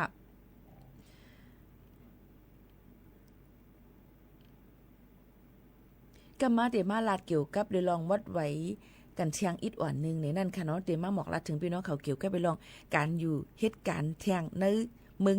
จึงไทยในตอนแต่พี่น้องเขาจะเจออันวัดไว้เตมดอายุนั่นเฮาขาดถูกดีเลยเฮ็ดซึ่งหือดีเลยวางแผนกันซึ่งหือเที่ยงในค่ะเดี๋ยวเอามาต่อแต่แค่นี้ฝากตอนทุกถึงบ่แม่ปีๆน้องๆเขาเที่ยงค่ะนะยังพองแต่เหลวอ่อนกันหรือฮือหรือเจอถ่อมด้วยเพียงความบานหูถูกใจกันเที่ยงลูกกวนค่ะเฮาค่ะเอามาฝากตอนทุกถึงกันซึ่งหนังในค่ะนะผมจมฮับตอนกูก็ค่ะดีตรงตักกันเข้ามาแลยุ่มยำว่าเดเป็นตื้อตั้งอันลีตอนตาปอแม่ปีๆน้องๆเขาในวันหรือการซึ่งหนังในค่ะตีเลยตั้งเลยฝนตึกตกอำนั้นก็ตีเลยตั้งไหลนำตึกล้นขังไว้จอมเฮิรนเยจะไหนก็หมอกลาตัวใดถึงการไล่ในค่ะนะเมื่อในอีหมู่เขานั้นไลฟ์ผ่านดังแฟนเพจ Facebook สปทเก้งใหม่ AM 1476อันเร็วกว่านี่ค่ะพี่น้องเขาค่ะย้อนเพราะว่ามีข่าวเงาหลายรองหลายอันเดียวค่ะถูกเลยติดตามแล้วก็อันเป็นเพจสภาวะหลงในก็หลเลยขึ้นตั้นอยู่24โจม่วงเหี่ยวในนั่นค่ะพี่น้องเขาเอามาฝากตอนตัวถึงกันซึ่งหนังไหนค่ะอ้อสืบมินชอมได้เพียงความมันหูถูกใจนึงโหค่ะเพียงความโหในเลยชื่อว่าอย่ามองไหนค่ะน้องโหของไว้สืบทอมค่ะก็นาน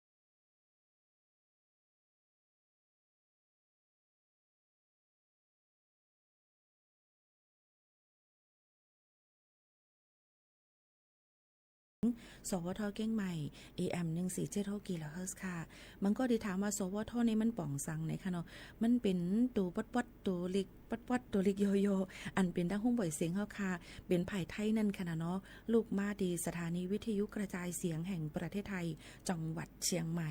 สวทเก้งใหม่ในนั่นค่ะเฮ็ดสังเลอำเป็นไผ่กำไต้กำซื้อหลาในนั่นค่ะเดมีข้อถามหลายๆก็ถามมาจ้อมกันย้อนว่าเฮาค่ะอยู่ในห้องการไผ่หับการขุนตั้งเมืองจึงไทยภายใต้จอมพ่องหลวงเมืองจึงไทยสำนักนายกรัฐมนตรีกรมประชาสัมพันธ์ในแหละจังไรมีจืออันโฮมป้าร่างภายไทยจึงหนังไหนค่ะ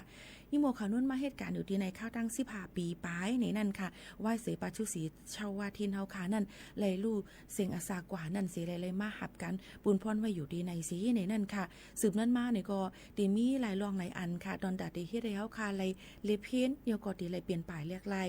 ลองเฮียนฮูลองนาการมิติยุบย่อมจึงหือหรือไรเปลี่ยนป่ายแลกลายจึงหือหรือไรเพิ่มเติมจึงหือเทียงจิมเจ้าในค่ะเนาะก็ถือได้ว่าเป็นองค์ดีๆในเหตุการณ์มาเพราะเป็นผู้หญิงกลใจนั่นเนี่ยก็อาศักเลยว่าเป็นสาวเยาว์นั่นขนาดใน15 ปีเยาว์ในนั้นค่ะซึ่งหือก็ลีค่ะยิ่งชมขอบใจถึงพี่น้องเขากูก็ดีปันตั้งหันถึงกันเข้ามาดีหมอกลาดต่อไต่ถึงกันในนั้นค่ะในตอนการเฮาคายอยู่ตาเซมังอันดีเฮาคาหมอกลาดถึงไล่ในก็การได้ป่องไล่หมอกลาดปันกำเหลียวมังอันดีถามมาอ่ำเตโต5อ่ำนั้นก็เป็นข้อถามเป็นมันกว้างปนตีแหนนเพียวในเฮาคาก็ได้ย้อนให้พี่น้องเขาถามมาให้มันเก็บอิดอ่อนนึงตอนดาที่เป็นข้อตอบให้มันแจ้งแรงตอนดาพี่น้องเขาอันใครคู่ใครถ่อมจ้อมกันนั่นในค่ะฮับถ่อมได้ตั้งเรดิโอออมล้ม AM 1476กิโลเฮิรตซ์ค่ะฮับถ่อมรายตั้งออนไลน์ค่ะเนาะเอามาได้เป็นตั้งสวทเก้งใหม่ AM 1476กิโลเฮิรตซ์และแอปพลิเคชันดีสวทเก้งใหม่ PRD ที่เว็บไซต์สวทเก้งใหม่ก็มีไว้ QR code มันปานนั่นขนาดตอนดาพี่น้องเขาที่สแกนถ่อมรายตั้งฟงจังไหนก็ไล่เหมือนกันในนั้นค่ะพี่น้องเขาค่ะในก็ฝากจนทุกถึงกันค่ะยังตึกถูกดีได้ไว้ฟังเกี่ยวกับไปลองฝนลุ่มๆต่อปอถึงวันที่3เดือน10ออกตุลาคม2เฮงไป24ในอยู่ในค่ะยันปนนั้นป้อไว้ในฝนตกมาแล้วเด็กเข้ากัดเดียวในค่ะนะยุ่มย้ำว่ากูลองกูอันก็เปิ้นห้องว่าว่ายหลังฝนตกนั่นเดมีลองลีเกิดขึ้นมาแทงในนั้นค่ะใจเต้หนังเก่าค่ะนะพี่น้องเขาค่ะว่ายหลังฝนตกนั่นบางทีเด้อเดี๋ยวว่าว่ายฝนตกนั่นเตียน้ำท่วมว่ายน้ำท่วมนั่นเตียลินกลุ่มเป็นเงาลงไว้ย่ำไปเย้าโตเจออยู่ค่ะก้อยกาซึ่งหือกอลีวันนึงก็วันนึงพอเฮาค่ะคัดเสือลงมือเฮ็ดนั้นมันก็ตีเย้าตัวกว่าเย้าก็ตีขึ้นปอกมาขึ้นลีเหมือนเก่าเหมือนเก่าโคปากเต็มก็ตีขึ้นลีมากขึ้นอยู่ในนั่นค่ะก็ฝากตอนจู้ถึงกันจังหนังในค่ะเนาะพี่น้องเขาค่ะสืบจอมด้วยเที่ยงในค่ะเมื่อกี้ยิ่งหมู่ค่ะนุ่นลาดว่าเกี่ยวกับไปลองวัดไว้พี่น้องเฮียงการยันเมืองอันดาดีอยู่เซาทางดังเมืองจึงไทยในเที่ยงจ้าจื้ออันดีเลยต่อไว้ความเหตุการณ์เลยวีซ่านั่นขนาดเนาะต่อบ่ถึง2เฮงหาปากปลาย68ตอนดาพี่น้องเฮียงการยันเมืองนั่นในก็ตีเลยกว่ายืนไว้ความเหตุการณ์ในค่ะเนาะให้เย้าโตอ่อนดังวันที่13เดือนเฟบรุรี2เฮงหาปากปลาย8ในนั่นค่ะพี่น้องเขาพี่น้องการดูเลยกากดแจดป้ายอยู่ลีกว่าเฮ็ดวัดไว้ประกันที่ห้องยาเอามาได้เป็นประกันสังคมเอามาได้เป็นไว้ประกันสุขภาพทวนหน้าวัดท้อง30 บาทนั่นในนั่นค่ะปกติซื้อประกันสุขภาพ6เลินเอกชนนั่นไหนก็รู้เลยให้เยาตูนั่นค่ะเนาะพี่น้องเขาก็มันก็สิมีการขันมันจอมหนังอันที่เปิ้นตั้มวางไว้ปานนั่นในนั่นค่ะพี่น้องเขายันก็ย้อนวีซ่าในนั่นค่ะเนาะตอนตัดได้ต่อวีซ่ากว่าต่อถึง2เฮงปากไว้68จังนั้นค่ะบ่ได้ย้อนไว้ควางเหตุการณ์1ปีจะได้เสียง2เฮงวาดค่ะย้อนไว้ควางไรต่อถึงวันที่13เดือนเฟบรุรี2เฮงปากไป68อันนี้รัดตอนตัดที่เป็นปี67นั่นค่ะเนาะยก็บ่ยืนขอวีซ่า2เฮงวาดนั่นในก็ได้อยู่ไล่ถึงเมืองจึงไทยไล่เดือนวันที่13เดือนเฟบรุรี2เฮงไป25นั้นก็วันที่13เดือนกุมภาพันธ์2เฮงปากไป68ค่ะเขาก็แห่งการก็ติเลยกากดแจดป้ายอยู่ลีติเลยมีไว้ประกันป้อเฮ็ดวัดไว้ประกันสังคมก็ติเลยเสียง 1,500 วาท1เฮง5ปากวัดเพราะว่าเฮ็ดไว้สุขภาพ3เดือน2เฮงวาทค่ะเพราะเฮ็ดไว้1ปีตอนแต่พี่น้องแห่งการอันรับเจอในเฮือนนั่นอันเป็นแม่บ้าน 3,100 วาทค่ะพี่น้องเขาตอนแต่เป็นกรรมกรอันที่เข้าประกันสังคมก็กะอำไปเลยเขานั่นในก็เตเลยซื้อประกันเอกชนไว้อ่อนตั้ง6เดือนก่อนในนั่นค่ะก็1เฮงปลาย90 วาทค่ะพี่น้องเขาบ่ได้ซื้อประกันเอกชน6เดือน 1,090 วาท ลองตั้งชื่อในค่ะเนาะมันก็จะเป็นไล่ย่อยย่ำตีพี่น้องเขามังก็ได้เฮียงมันอ่ำเหมือนกันอ่ะใจเอาค่ะมันอ่ำเหมือนกันหรืออะไรตกลงกันจอมก็มานีอันนั้นก็ตัวเตี้ยนอันก็มานีอันเปิ้นฮับเฮ็ดนั่นตกลงกันให้ลีๆว่าเฮาขาดได้เฮ็ดหลายเดือน6เดือน5 1ปี5เจิมซึ่งดังไหนในนั่นค่ะพี่น้องเขาค่ะเพราะว่าเดกว่าย้อนซื้อต่อไว้ขว้างเหตุการณ์อันนั้นก็จะเฮ็ดไว้ขว้างเหตุการณ์นั้นในก็จะเลยมีหลักฐานซึ่งคือพองได้จางบุคคลธรรมดาก็จะมีเอกสารไว้เหมือนมัน3จุ่ม3ชุดนั่นค่ะเนาะเอามาได้เป็นไว้เหมือนวัดไว้หมายพังกับตัวคนไทยอันนั้นก็เป็นห้องว่า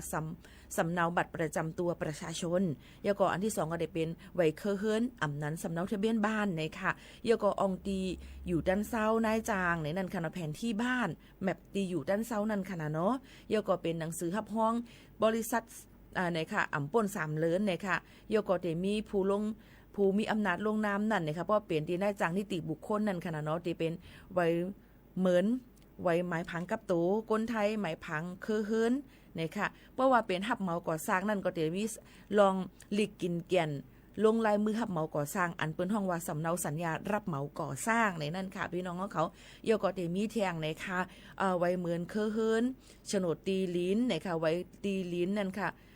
อองตีก่อสร้างอันที่ตกลงปันหลีกกินเกียนกันนั่นในนั่นค่ะเอาเยาก็ไว้หมายพังคู่สัญญาผู้ว่าจ้างแล้วก็ไม้พังลองไว้คือเฮิรนทะเบียนบ้านผู้ว่าจ้างเจิมเจ้าไหนค่ะอองตีก่อสร้างเจิมเจ้าหนังไหนค่ะเนาะตอนตาก้นอันเป็นขายของนาเสียงอันนั้นก็หน้าการต่างอันนั่นในก็เตเลมีเทเหมือนหนังว่าเตเลมีลีกินเกียนอันนั้นก็เอกสารเพิ่มเติมแทงนั่นขนาดเนาะเหมือนหนังว่าลีกินเกียนเช่าแผงนะคะสัญญาเช่าแผงทะเบียนการค่าเจิมเจ้าในในค่ะพี่น้องเขาค่ะลองตั้งเจ้าในก็ยก็ตอนตาลักฐานแทงแห่งการยันเมืองก็เตเลมีมาแคบห่างในค่ะ3x4ในอ่ำนั้นก็1 นิ้วกึ่งนั่นขนาดเนาะตั้งหมด6ไว้เป็นปื้นหลังสีขาวในค่ะอ่ำใจปื้นหลังสีส้มปื้นหลังสีขาวในค่ะเนาะยก็ปรับพาสปอร์ตอันเตมันในค่ะพี่น้องเขาค่ะยก็ไว้ขว้างเหตุการณ์ตัวเตมันไว้สีขวางแค่พางกึ่งตัวปื้นสีขาวในค่ะปิ้นใส่กระดาษ A4 1 อันในค่ะตอนตาเตออนแห่งการมาถ่ายดีก่อนมานี้นั่นในค่ะนี่ก็เป็นลอกไล่ตอนตาเตต่อวัดไว้พี่น้องแห่งการย่านเมืองก้อยกะซึ่งหือกอลีค่ะลองตั้งซะในไปซับแจงแล้งหลีนั่นในพี่น้องเขารู้เลยกว่าดองถามอองตีภายสถานการณ์งานเจตอนอันพี่น้องเขาอยู่นั่นนั้นก็ดองถามกว่าไล่ตีภายก่อนมานี้อันพี่น้องเขากว่าลงเซ็นจือเซ็นสายไม้กว่าเฮ็ดจอมเขานั่นให้เตียโตในนั่นค่ะก็ไม่บ่ถามว่าเฮาค่ะก่อเฮ็ดจ้อมตีเปิ้นกับลงเส้นสายไม้ไว้เย้านั่นเปิ้นอำห้องเฮามาเปิ้นเอาเฮาค่ะเงินกว่ากันนั้นค่ะนายเย้าเจิมเจ้าในเฮาค่ะมือติเฮ็ดวัดไว้ตกลงจำเปิ้นนั้นเฮาก็กะติเลยมีไว้จ่ายเงินในนั้นค่ะย่อก็หมายฝนกับสืบเขาย่อก็เป็นเพอเจิมเจ้าในหนังหือมันบ่ได้อำเข้าภายในลองหยอกเลียนกินเงินกันนั่นในค่ะเนาะลองตั้งเจ้าในก่อนลำลองในนั้นค่ะก้อยกาจะเสื่อนเหตุการณ์ต่อว่าต่อไว้เลยเป็นตัวเตี้ยมเจิมเจ้าก็มีนำเนี่ยพี่น้องเขาก็เลือกเอาก้นอันที่พี่น้องเขาตำวางจังนั่นในนั่นค่ะเนาะก้อยกาป้อมาถามมีหมู่ค่ะนู่นว่าเฮาค่ะก่อนล่วงไว้เป็น5-6เฮงเหี่ยวค่ะในอ่ำไปไล่มามันทำว่าอ่ำต่อไล่ว่าตกลวนว่าเจิมเจ้าในมันก็อยู่ที่พี่น้องเขาเตเอาหลักฐานกูอันนั่นกว่าแจ้งที่ลุ่มปลีเขานั่นหนังหือป้อเตคืบหน้าลองเฮาค่ะป้ออ่ำถูกหยอกเลียนนั่นในนั่นค่ะเนาะกาแจ้งนั่นค่ะเนาะยก็ก้นอันหยอกเลียนก็เตรียมฮัดเฮ็ดหยอกเลียนต่อเฮาคาแทงเจิมจึงหนังในนั่นในค่ะกูลองกูอันค่ะถูกลีไลมีลองตั้งตำเจอยก็หยุ่มยำกันในนั่นค่ะว่าเปิ้นว่าเฮาปันเจมก็ยินแล้วก็ปันนั่นค่ะเนาะก็ย้อนนั่นในค่ะเนาะเที่ยงอันนึงอันเฮาค่ะใครฝากฟังไว้ปันพี่น้องเฮาเขานั่นย่ำพองแต่เหลียวการขายออนไลน์ค่ะเนาะย่ำพองแต่เหลียวนั่นเป็นรองข่าวลือหลังตั้งตดตัวกว่ากูตีกูตั้งเหี้ยวการขายออนไลน์นั่นในค่ะเนาะมันก็แต่เลยมีวันนึงการขายออนไลน์นั่นโคขวางอันเขาขายนั่นจ่องมันมีลองผายตั้งกินระยะนั้นก็ออยจอมหนังปึงเปิ้นมีไว้นั่นหือยก็จ่องมันมีลองถูกเมียนจอมหนังทะเบียนการค้าการขายเจิมเจ้านั่นหือในนั่นค่ะโยก็คู่ของอันเปิ้นมาขายนั่นนะคะจ่องมันลีโก้5นั้นก็จ่องมันปืนเผาให้เฮาคาไล่เจอใครเจอจุงจันใจเฮาคาให้กว่าซื้อมันหือนั้นก็จ่องมันหยอกแลนเฮาคาหือในตาเหลียวก็เตมีเกี่ยวกับเลยลอง คำอันปอมันเจ็มเจ้าหนังไหนค่ะเนาะอันดึกลือหลังกันอยู่ย่อก็หยอกเลียนเงินก้นซื้อกว่าย่อก็ก้นลูซุ่มกว่าตึงลัดปันลุมปลิกอีกป้าดังกว่าตึงลัดดีภายจอมพ่องหลวงภายการกล้าการขายสคบเขาเจ็มเจ้าในตั้งนำตั้งหลายยันเปิ้นนั่นแลเพราะว่าพี่น้องเขาใครละอีสังเสียว่ากว่าซื้อตีตัวทบนั่นเตลีเหมือนหนังตัวยุกอย่างมันเหมือนนะว่าเตใครไรคำในมีถูกค่ะถูกเลือเซกันนั้นถูกเลือเซกันในมีกาขันคำนั่นมันเตขึ้นอยู่กับว่า1วันในสมาคมการค้าทองคำอันวันนั้นค่ะเนาะเปิ้นขึ้นกาขันมันก็คือ1วัน4-5ปอกขึ้นลงบางวันก็นิ่มบางวันก็นิ่มโลเลยคือตั้นอยู่ตาเซเอามาได้เป็น10มอง9มอง10มอง1มอง3มองเจ็มจังได๋ค่ะเนาะมันเด็กขึ้นลงจอมหนังกาขันคำลุมฟ้าเปิ้นตำวางไว้ปานนั่นในนั่นค่ะมันมีทำกันเลยค่ะขันถูกหรือเสียนเปิ้นตำวางขายนั่นเนี่ยค่ะเนาะยังติเลยมีปลากาขันคำอันดีลองว่าเป็นสายข้อ5ว่าเป็นจอบแหวน5เจ็มจังได๋มันก็สิมีค่ากำเนิดการลายกะหังมันเทียงการลายมือเทียงเพิ่มเติมมาแทงในนั่นค่ะย่อก็ถูกดีกว่าซื้อคำอองตีเสียงขายคำอันดีมันมีว่าสมาคมค้าทองคำกูปีในนั้นค่ะมดอายุนั่นค่ะเนาะเย่าก็กด7คำตัวลิมีไว้รับประกันมั่นไว้ซื้อมั่นเจ็มเจิ้งหนังในค่ะเฮาขาดถูกดีไรกว่าซื้อดีไรก็ซื้อดีไรก็สั่งว่าเฮาคาโหลมากกว่าขายขึ้นที่เสียงนั่นค่ะนะพี่น้องเขาย้อนเปิดสั่งน่ะหนังฮือป้อเตเฮาตาเหลียวในคำตาเหลียวในเมืองเขก็เฮ็ดออกมาในหมื่นเต้หมื่นวาค่ะนะโหลเลยฟังกันไว้เต้ๆเย่าในค่ะเกี่ยวกับไปลองคำในค่ะคำตู่คำปลอมในค่ะนะคำอันเป็นว่าคำในกะคันถูกนะหลอกล้ำเอากะจำนำก็ไรอันว่านั่นค่ะเนาะมันเตมีไว้ซึ่งไหนค่ะเนาะย้อนเปิดนั้นตาเหลียวก็กะขันคำก็ 40,000 ปลายต่อ1แก็บ1วาดเย่าถูกลีไว้ฟังกันไว้ลีในนั้นก็ยากคำตู่คำปลอมกว่าซื้อที่เสียงขายคำเตลีในนั้นค่ะเนาะย่อก็โฟงมือถืออย่าไปซื้อดังออนไลน์สั่งเปลี่ยนไรในค่ะเนาะเฮากว่าโจทั่วไปกว่าซื้อที่เสียงกับด้วยปันผังหางมันว่ามันเป็นซึ่งหือเต้ๆเพราะว่าเฮาค่ะสั่งซื้อเงินร้อยกว่าปันยาวอ้นกว่าปันยาวในโคกขวางหำอ่ำไรมาเสียมเต้ในก็มีลองหยอกเรียนกินกันตั้งนำตั้งหลายฝากฟังไว้ปันกูก็ค่ะของลีอำป้อของป้ออำลียาก็บางปอกบางไรมาของลีอยู่เซต้าบางปอกมาเพราะว่าการออนไลน์เสียในลองเพจได้มันที่จังหยอกเรียนกินกันเพราะว่าโอนเงินกว่าอย่างในปิก8บล็อก8เฮาเจ็มจะในก็มีโกย่าหยอกเรียนกินกันค่ะย่ำพองแต่เหลียวค่ะการหยอกเรียนกินกันนั่นง่ายเนี่ยในค่ะเนาะย่ำพองแต่เหลียวเอามาได้เป็นการกล้าการขายเอามาได้หยอกเรียนกันกล้าขายก้นแทงอันนึงก็ถูกหรือไว้ฟังแทงค่ะยันเปิดสั่งหน้าการกล้าขายก้นในเอามาได้เป็นลองหยอกเรียนมาขายมีนายนามีนายจ้างมือห้องมาว่าเฮาขาดได้ปันเงินปันปอเมไว้กันนาย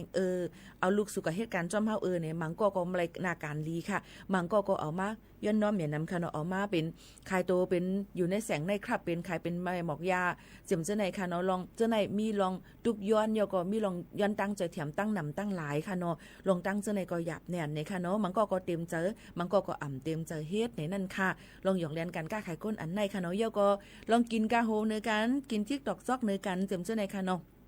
ก็ถูกดีไรเป็นถูกดีไว้ฟังกันไว้จอมไหนนั่นค่ะเที่ยงอันนึงการกล้าขายก้นก็ได้มีอันนี้ลีโกค่ะนะย่ำพองตะเหลียวนั่น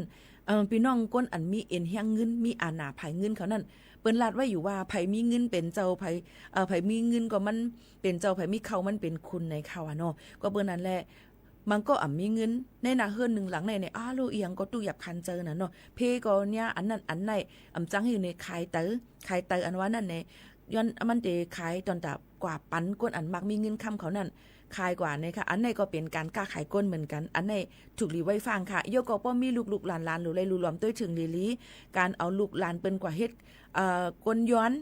เอาลูกหลานเปิ้นกว่าคอกหมักตาขายโหเจอขายไตว่าเจิมเจ้าไหนค่ะเนาะแล้วหลูเลยฟังไว้ลองหยอกเล่นกินกันเจ้าไหนยองหลักก้นกะก้นหายเจิมเจ้าไหนค่ะเนาะก็เปิ้นนั้นแหละอีสังก็ถูกหลีไว้ฟังค่ะย่ำกับปานที่วันเมืองใน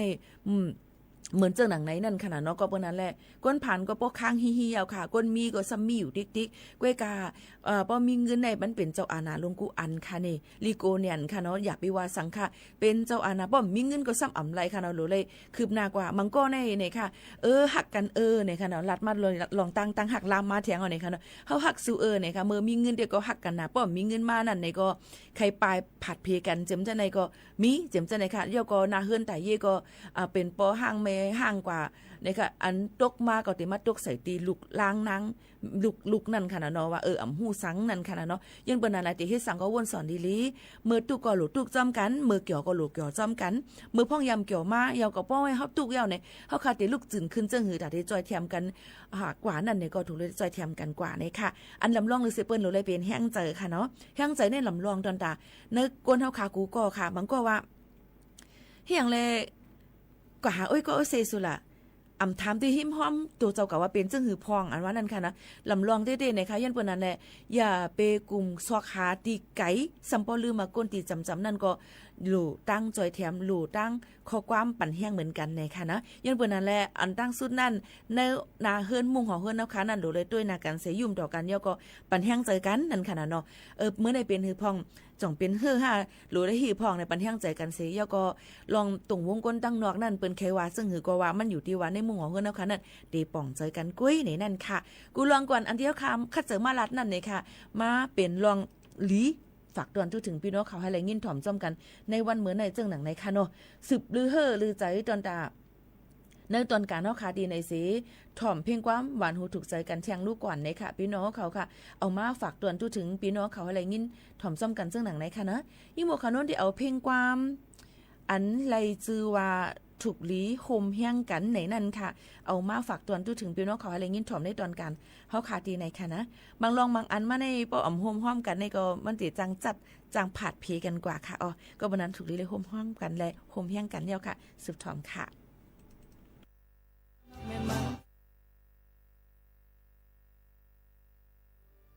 มันมีดีอินแห้งเผาพร้อมกันอับพร้อมกันนั่นก็ยาวตาดีไหลตังออกปีหนึ่งอันไหนมันมีดีอินแห้งเผาพร้อมกันอับพร้อมกันนั่นก็ยาวเส้นตางตาดีถึงยังหมายเฮานั้นวุ่นจึงหือสร้างจึงหือก็ยาวกำลึงสุดมาเฮาถูกรีวงห้อมกันในที่สิเป็นว่ามีปัญหากันถูกรีวงห้อมกันเราวันนั้นปีไม่กระทิงกว่านั้นเฮาถูกรีวงห้อมกัน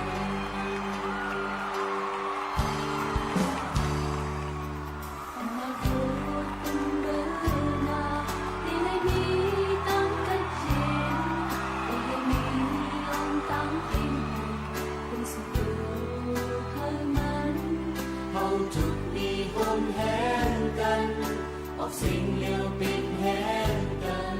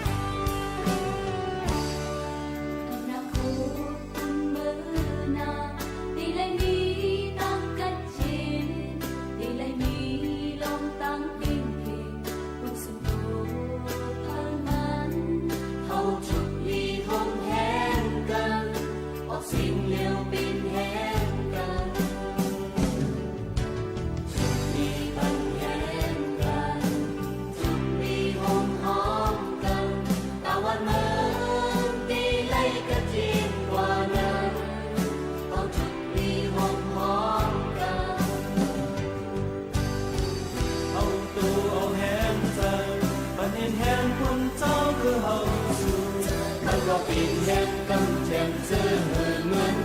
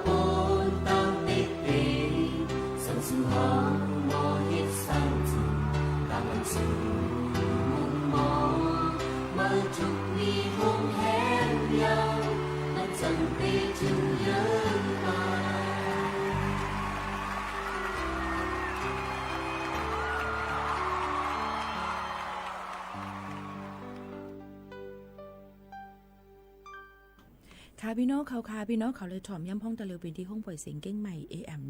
1476 กิโลเฮิรตซ์ค่ะปืนปล่อยเสียงกำนำวันเสาร์อาทิตย์เต็มได้มาไลฟ์ฝันพี่น้องเขาถ่อมค่ะเนาะยาวก็พี่น้องเขาก็เต็มโป๊กใกล้ติดตามในวันเสาร์วันอาทิตย์นั่นขนาดไหนคือการซึ่งหือก็ลีค่ะยิ่งส้มขอบใจพี่น้องผู้ปันเฮียงเขาที่เข้ามาโดยมาถ่อมในตอนการเฮาค่ะดีในกูวันข่าวยาม10 ถึง 11 โมงกลางเนออีกป้าดังกลางคำจอมข่าวปูปืนเผาและผู้จัดรายการหมู่ข่าวน้นค่ะเจ้าการได้ผัดยันกันนี่หมู่ข่าวน้นได้ฝากไว้ปันว่ากาขันก้นหนึ่งก็ในอ่ำจะว่าเป็นเสือโคอันมันนูงก้อยเงินคำอันมันตื้อนันก้อยจุมคุแลจันอันมันมีนันก้อยค่ะก้อยกาว่าเป็นโหเจออันมอว่นสอนป่องปันเปินเป็นมืออันมอยินจอยแถมปันเปินเป็นตาอันมอด้วยหันห่างหลีปันเปินเป็นซบอันมอย่อมตั้งพิษต่อเปินแลลัดลองลีเลอเปินในนั่นค่ะออพี่น้องเขาค่ะย้อนเปินนั่นแหละเอามาฝากเตือนถึงพี่น้องเขาจึงหนังไหนค่ะเนาะเฮาค่ะก็อยู่เป็นอ้อยก็อ้อยเซจอมกันจึงหนังไหนเซผัดยันปอแม่ปีน้องๆเฮาเขาเมื่อกว่าก่อนเย้าค่ะส่งขึ้นมา6มาทุบจอมปอแม่ปีน้องๆเฮาเขาเที่ยงค่ะนะยินจมขอบใจถึงกูก็กูก้นแลผัดยันเมื่อก่อนค่ะส่งขึ้นทบกันค่ะเนาะยินจมขอบใจกูก็กูก้นค่ะอ้อม่อนๆค่ะเหมือสูงค่ะ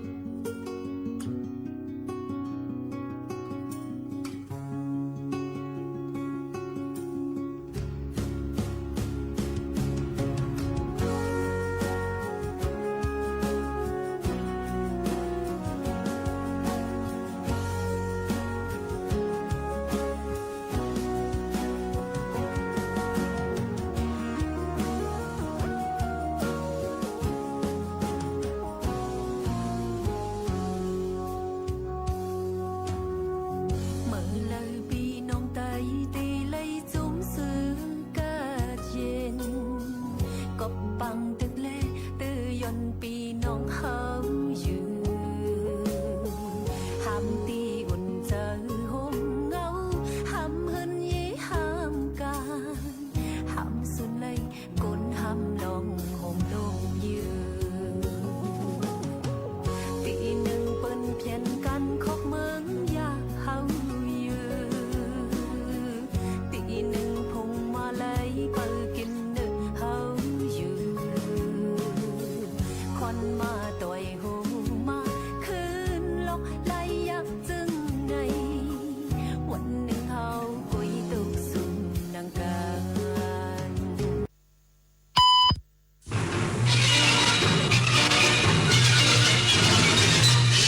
สถานีวิทยุกระจายเสียงแห่งประเทศไทยและเครือข่ายทั่วประเทศเสนอข่าวต้นชั่วโมง รู้เร็วรู้จริงเกาะติดทุกสถานการณ์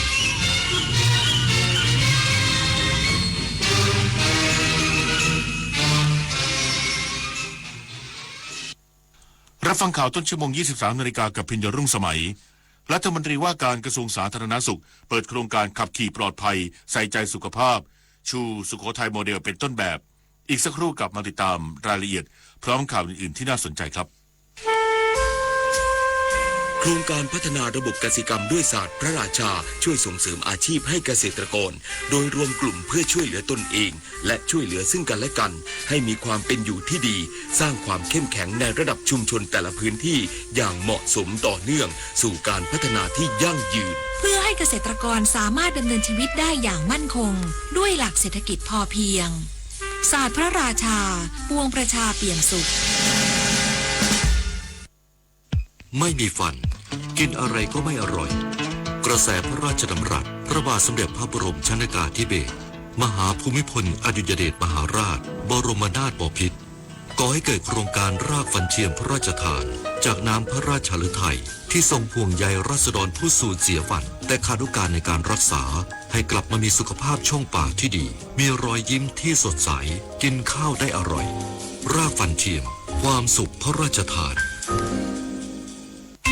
บุญมาเจอกระเป๋าสตางค์ตกอยู่ในโรงเรียนมีเงินอยู่หลายพันบาทจึงรีบไปแจ้งคุณครูและประกาศตามหาเจ้าของจนเจอเพราะบุญมามีความซื่อสัตย์สุจริตมานีตั้งใจเรียนรักษาความสะอาดทั้งที่บ้านและที่โรงเรียนคอยช่วยเหลือเพื่อนและคุณครูเมื่อกลับบ้านก็ช่วยเหลืองานพ่อแม่เพราะมานีมีความรับผิดชอบและมีน้ำใจร่วมกันส่งเสริมและสร้างเด็กดีเพื่ออนาคตประเทศไทยกรมประชาสัมพันธ์ร่วมกับสภากาชาดไทยเชิญชวนบริจาคสิ่งของช่วยเหลือผู้ประสบภัยน้ำท่วมบริจาคได้ที่อาคารปฏิบัติการหลังใหม่ถนนวิภาวดีรังสิตสภากาชาดไทยและสำนักงานเหล่ากาชาดทุกจังหวัดหรือโอนเข้าบัญชีสภากาชาดไทยเพื่อภัยพิบัติธนาคารไทยพาณิชย์เลขที่045-3-04637-0โทร092-246-9633